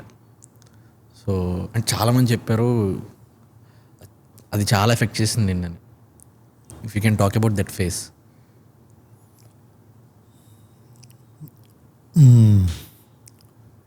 And నా best friend, one of my best friends college నుంచి, చాలా జర్నీ ఉండే వాడితో, రోజు కలిసేవాళ్ళం. అండ్ ఒక కైండ్ ఆఫ్ కనెక్ట్ ఉండేవాడితో, ఇంటలెక్చువల్ టాపిక్స్లో కానీ లేకపోతే ఏమన్నా. అండ్ తను కార్డియాక్ అరెస్ట్ అయ్యి తనకి passed away. So I miss him even today. And it was very difficult when that happened suddenly. అట్లాంటి గొప్ప ఫ్రెండ్షిప్స్ మళ్ళీ దొరుకుతాయో లేదో తెలీదు, but I learned a lot from him definitely in my life. He use to be very empathetic towards people and people around him. And he use to be very funny. అంటే ఎన్ని కష్టాలు వచ్చిన జీవితంలో అదో జోక్ లాగా చెప్పేటోడు. అది నేర్చుకున్నవాడి నుంచి. అది రబ్ ఆఫ్ అయింది అనిపిస్తుంది నాకు. ఎంత పెద్ద ప్రాబ్లం అన్నా ఏమైంది తెలుసా అని చెప్తున్నాను నాకు. అండ్ ఆఫీస్ అయిపోయిన తర్వాత అన్ని కలిస్తే ఏదో ర్యాండమ్ టాపిక్లు మాట్లాడుతాం. అండ్ ఏదో ఒక 2 జోకులు వేసుకొని ఆ రోజు పడుకుంటే హ్యాపీ లైఫ్. అసలు నా పని గురించి ఎప్పుడు మాట్లాడి కూడా ఎరగని వాడుతూ, వాడి పని గురించి మాట్లాడు, జస్ట్ ర్యాండమ్ టాపిక్స్, ఏదో ఒక సోది మాట్లాడి పడుకుంటే హ్యాపీ. సో ఎప్పుడన్నా చనిపోయినా కూడా ఆయన పక్కన బరీ చేయమని చెప్పిన మా అమ్మకి, నన్ను. సో అంత ఇష్టం వాడంటే. సో అట్లాంటి గొప్ప ఫ్రెండ్స్ అందరికీ ఉండాలి. I think we have to be fortunate enough also to build such friendships. జీవితం అంటే ఫ్రెండ్స్ లేకుండా ఐ థింక్ బతికి ఆ beauty if you don't enjoy or see, I think దానికి ఏం పరమార్థం ఉండదు అనిపిస్తుంది నాకు. ఇప్పటికీ మిస్ అవుతావు అన్న దాన్ని. 100%. అండ్ నువ్వు చెప్పావు కదా, ఈవెన్ ఇప్పుడు మా అమ్మకి చెప్పా, నేను పోయిన తర్వాత కూడా బరీ హిమ్ బిసైడ్ మీ అంటే దట్ సేస్ నువ్వు ఫ్రెండ్షిప్స్కి ఎంత బాండ్ ఇస్తావు, ఆ పర్టికులర్ పర్సన్ నువ్వు ఎంత వాల్యూ చేస్తావు అని. నైస్ అన్న. మనం మన టాపిక్లో నీ జర్నీలో చాలాసార్లు ఆంటీ కోసం మాట్లాడాము. అండ్ నేను ఆంటీతో ఆ రోజు కాన్వర్సేట్ చేసినప్పుడు ఆంటీ ఎంత స్ట్రాంగ్ ఉమెన్, ఎంత ఎడ్యుకేటెడ్, అంటే ఆంటీకి ఉన్న క్లారిటీ ఆఫ్ థాట్ అది నాకు చాలా బాగా నచ్చిందన్న. ఆంటీ దగ్గర నుంచి 3 things, అంటే మీ మదర్ దగ్గర నుంచి నువ్వు నేర్చుకున్న 3 things, 3 qualities, 3 things. పక్కన పర్సన్కి స్పేస్ ఇవ్వడం చాలా ఇంపార్టెంట్. ఎవరన్నా రిలేషన్షిప్లో కానీ ఫ్యామిలీ కానీ ఫ్రెండ్షిప్స్లో కానీ స్పేస్ ఇవ్వాలి. స్పేస్ ఇవ్వడం నేర్చుకోవాలి. వాళ్ళకి ఊరికే బంబాటు చేయకూడదు. వాళ్ళు అది నేర్చుకుని మళ్ళీ వస్తాడు మన దగ్గరికి నెక్కి. వాడే రియలైజ్ అవుతాడు అది ఎంత ఇంపార్టెంట్ అని. That I learn from our. Second, ప్రోగ్రెసివ్గా ఆలోచించడం. రేషనల్గా ఏదో ప్రాబ్లము, దీని సొల్యూషన్ ఏంటి, బ్రెయిన్ పెట్టి logic should win always, not emotion. నేను నీకు ఒక లాజిక్ చెప్తా, నువ్వు దానికి కౌంటర్ చేయి, నేను కౌంటర్ చేస్తాను. లాస్ట్కి ఏదైతే లాజిక్ ఉంటుందో అదే గెలవాలి లాస్ట్కి. అంతేగాని నువ్వు నా ఎంప్లాయీ కాబట్టి నువ్వు వినాలి, లేకపోతే నువ్వు నా కొడుకు కాబట్టి వినాల్సిందే, ఇవన్నీ ఉండకూడదు ఎప్పుడు. Great thing. Logic should win, rational thinking. Third, అందరు అమ్మల్లాగే మా అమ్మ కూడా చాలా గొప్పది, అపారంగా ప్రేమించింది మమ్మల్ని, చాలా సాక్రిఫైస్ చేసింది అమ్మ లైఫ్లో మమ్మల్ని పెంచడానికి. కానీ ఏ కొడుకన్నా నేర్చుకోవాల్సింది గొప్పగా ప్రేమించడం. I think I learn that those 3 things. నువ్వు గొప్పగా ప్రేమించడం వర్డ్ యూజ్ చేసావు కాబట్టి what is love for you?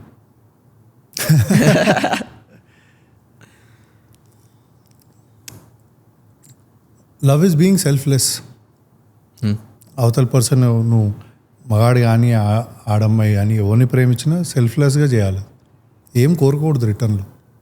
చెయ్యి వాళ్ళ కోసం, give whatever you can and just leave it there. Because their happiness in return should give you happiness. That is actually selfishness. నీ selfish happiness కోసం వాళ్ళకి నువ్వు ఏం కోరుకోకుండా చేయడమే ప్రేమ.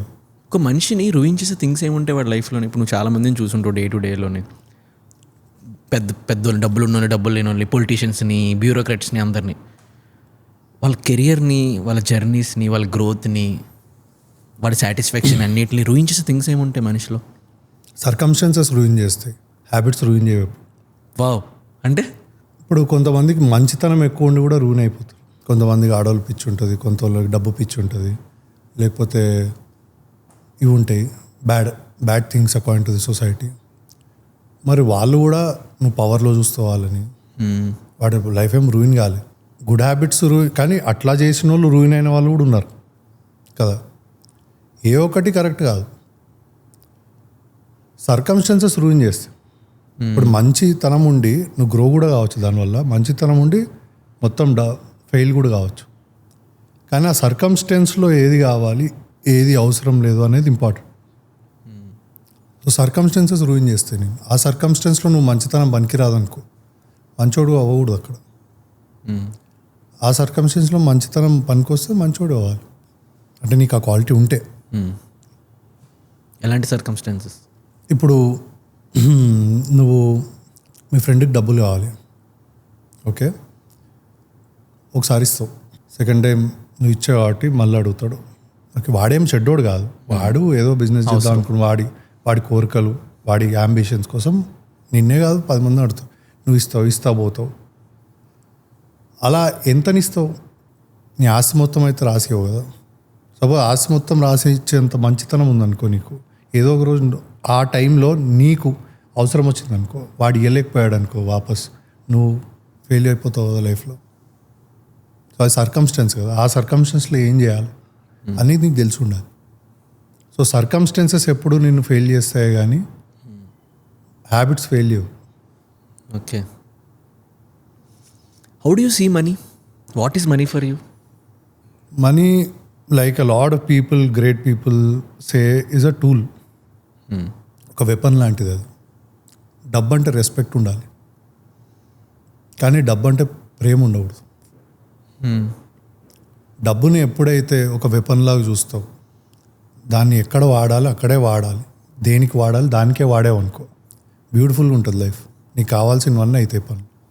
కానీ దాన్ని ప్రేమించడం స్టార్ట్ చేసినావు అనుకో, ఆ మిసైల్ ఏదో ఒక రోజు నీ మీదే పడి పేలుతుంది. ఇప్పుడు డబ్బుని రెస్పెక్ట్ చేయడం అంటే దాన్ని ఒక టూల్లా యూజ్ చేయడం, ఎక్కడ కావాలో అక్కడ వాడడం. డబ్బుని ప్రేమించడం అంటే? Good question. డబ్బే సర్వస్వం అనుకోవడం. డబ్బు చాలా ప్రాబ్లమ్స్ సాల్వ్ చేస్తుంది కానీ డబ్బు అన్నిటినీ కొనలేదు. లైక్ ఎలాంటివి కొనలేదు? ప్రేమ కొనగలుగుతుందా డబ్బు? డబ్బు ఒకటి కోసం నువ్వు బయటికి వెళ్ళినప్పుడు బిల్లు కడతావు, వాడికి అవి కొనిస్తావు, ఒక అమ్మాయికి అవి కొనియచ్చు, ఏమైనా చేయొచ్చు, ఇంప్రెస్ చేయొచ్చు. కానీ నీ మీద ఉన్న ఇంప్రెషన్ అయితే చేంజ్ చేయలేవు. నువ్వు నిజంగా నీ మీద ప్రేమ అయితే కలిగించలేవు కదా. They will be nice towards you, they might not love you, they will be nice towards you but they might not love you. Might not అంటారు. ఒక సెయింగ్ ఉంటుంది కదన్న, చాలామంది అంటుంటారు, రేపు నువ్వు ఎవరిని లవ్ చేయడు, డబ్బులు ఉంటే ప్రతి అమ్మాయి నేను లవ్ చేస్తుంది అని అంటారు. నీ ఒపీనియన్ ఏంటి దాని మీద? తప్ప అనుకుంటారు. రియల్లీ? యా, చాలామంది ఆడపిల్లలు ఉన్నారు అట్లా ఉట్టి డబ్బు ఉంటే నేను ప్రేమిస్తాను అనుకోని వాళ్ళు చాలామంది ఉన్నారు. మేబీ నువ్వు చెప్పిన వాళ్ళు కూడా ఉన్నారు సొసైటీలో, కానీ 100% ట్రూ అయితే కాదు కదా. డబ్బు ఉంటే సేఫ్టీ ఉంటుంది, ఓకే, సెక్యూరిటీ సెక్యూరిటీ ఉంటుంది. సో నువ్వు హోమోసేపియన్స్ ఆర్ట్ నువ్వు హ్యూమన్ ఎవల్యూషన్ నుంచి చూస్తే అప్పట్లో the most powerful person was the most attractive. ఎందుకు? ఇప్పుడు నువ్వు ఆఫ్ స్ప్రింగ్స్ని కంటే వాళ్ళని ప్రొటెక్ట్ చేయడానికి, హంటింగ్కి వెళ్ళడానికి, ఫుడ్ తీసుకురావడానికి వీడైతే నన్ను కేర్ తీసుకుంటాడు, చూసుకుంటాడని. అప్పుడేంటి మజిల్ పవర్, వాడు గట్టి స్ట్రాంగ్ ఉంటే వాడు పవర్ఫుల్. ఓవర్ టైం ఏమైంది, డబ్బునోడు పవర్ఫుల్. వాడికి మస్క్యులర్ స్ట్రెంత్ అవసరం లేదు, డబ్బు ఉండాలి. సో చాలా బుక్స్లో అట్లానే రాసినారు, అంటే DNA would have evolved that safety, వీడైతే నన్ను ప్రొటెక్ట్ చేస్తాడు. ఎందుకు? సబ్కాన్షియస్లీ వీటితో if I make babies I will be protected, my children will be protected అనే thought my life is protected అనే థాట్ ఉంటుంది. అది కరెక్టే కదా. డబ్బు ఉంటే నువ్వు ప్రొటెక్ట్ చేయగలుగుతావు. సో అందులో తప్పేముంది నీ పర్స్పెక్టివ్లో? బికాజ్ నువ్వు చాలా కొంతమందికి అందం అంటే ఇంట్రెస్ట్ ఉంటుంది, కొంతమందికి ఇంటెలిజెన్స్ అంటే ఇంట్రెస్ట్ ఉంటుంది, కొంతమందికి సెన్స్ ఆఫ్ హ్యూమర్ ఉన్న వాళ్ళు అంటే ఇంట్రెస్ట్ ఉంటుంది. అట్లా ఇది ఇంకోటి. How different is it? Right. నేను క్వశ్చన్ అడగకపోకముందే నువ్వు ఆన్సర్ చెప్తావు. నేను అదే అడుగుదాం అనుకుంటున్నాను. అంటే actually what women look into some, అంటే what actually women look into a man to get married to him or to live with him? నువ్వు వాళ్ళని అడగాలి ఈ క్వశ్చన్. ఒక అమ్మాయి అయితే బాగా చెప్తుంది, అంత అర్థమై ఉంటే ఈ పాటికి నాకు పెళ్ళి. అవునా, ఎందుకన్నా పెళ్లి చేసుకోలేదు? అంటే లైక్ ఇప్పుడు చాలా మంది entrepreneurs they don't want to get married after making. I want to get married. పెళ్ళి nothing like that. I would love a companion. అవ్వలేదు అంతే, ఈ గోలలో పడేది అంతా. సమ్ వెస్టర్న్ పాడ్కాస్ట్లో, ఆ పాడ్కాస్ట్ చూసినప్పుడు ఒక రీల్ చాలా వైరల్ అయింది, నాకు చాలా నచ్చింది. ఒక హోస్ట్ అడుగుతాడు అనమాట గెస్ట్కి, ఇఫ్ ఈ పాయింట్ ఆఫ్ టైంలోని నీ ఇప్పటి వరకు నువ్వు చేసుకున్న మెమరీస్ అన్నిటిని అరేంజ్ చేసేసుకుంటావా, లేదా you will start making new మెమరీసా? ఏదో ఒకటే ఛాన్స్ ఉంటే వాట్ విల్ యూ చూస్ అని. ఇప్పుడు అదే క్వశ్చన్ నీకు అడిగితే, అరేంజ్ ఏం చేయను.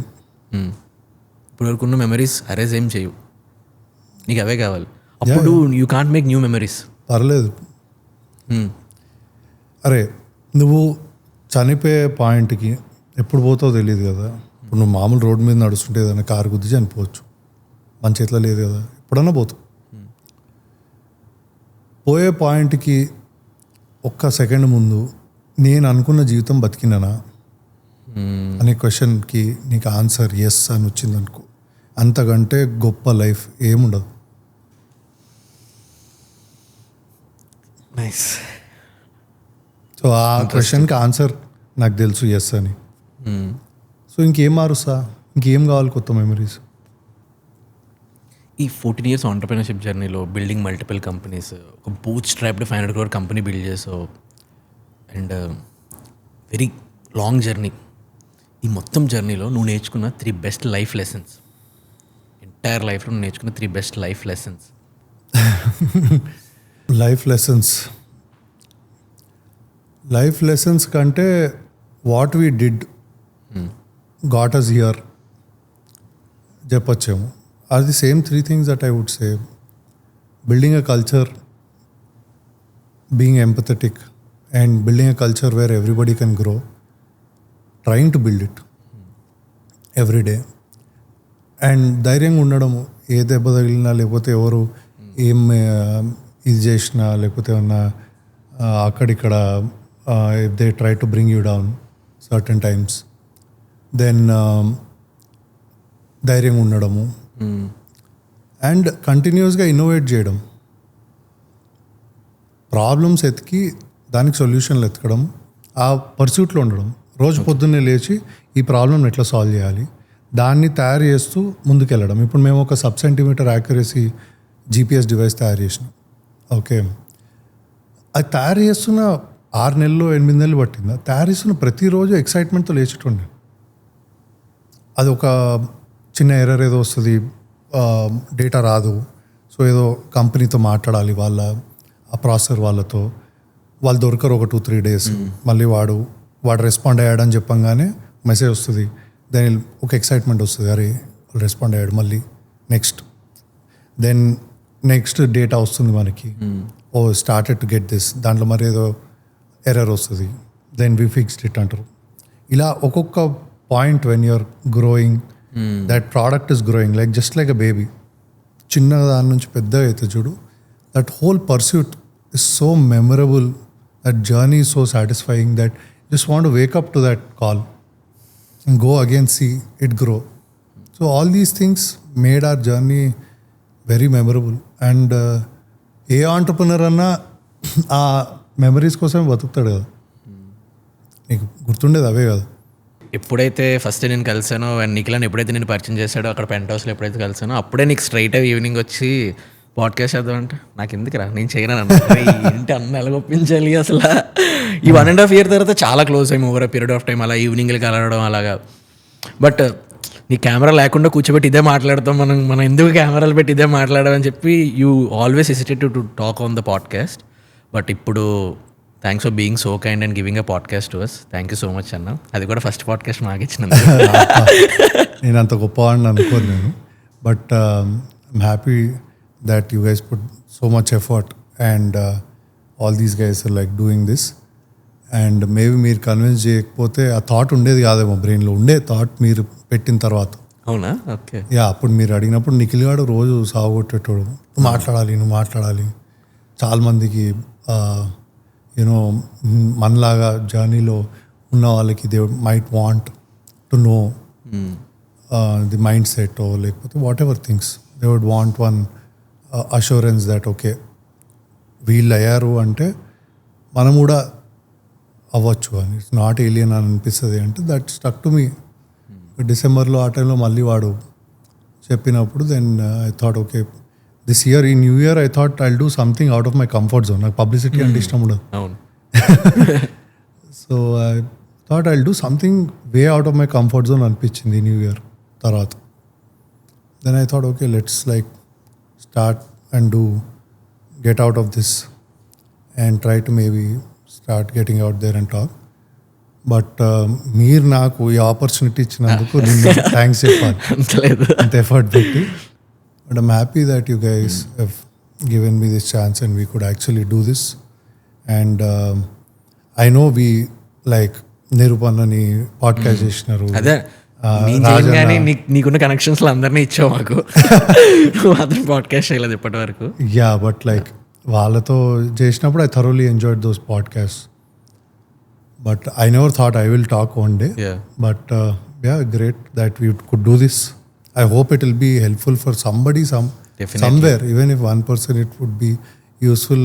That would make this whole journey even more memorable. Nice thoughts that we spoke about. Yeah. So all the best, boys. Thanks, Anna.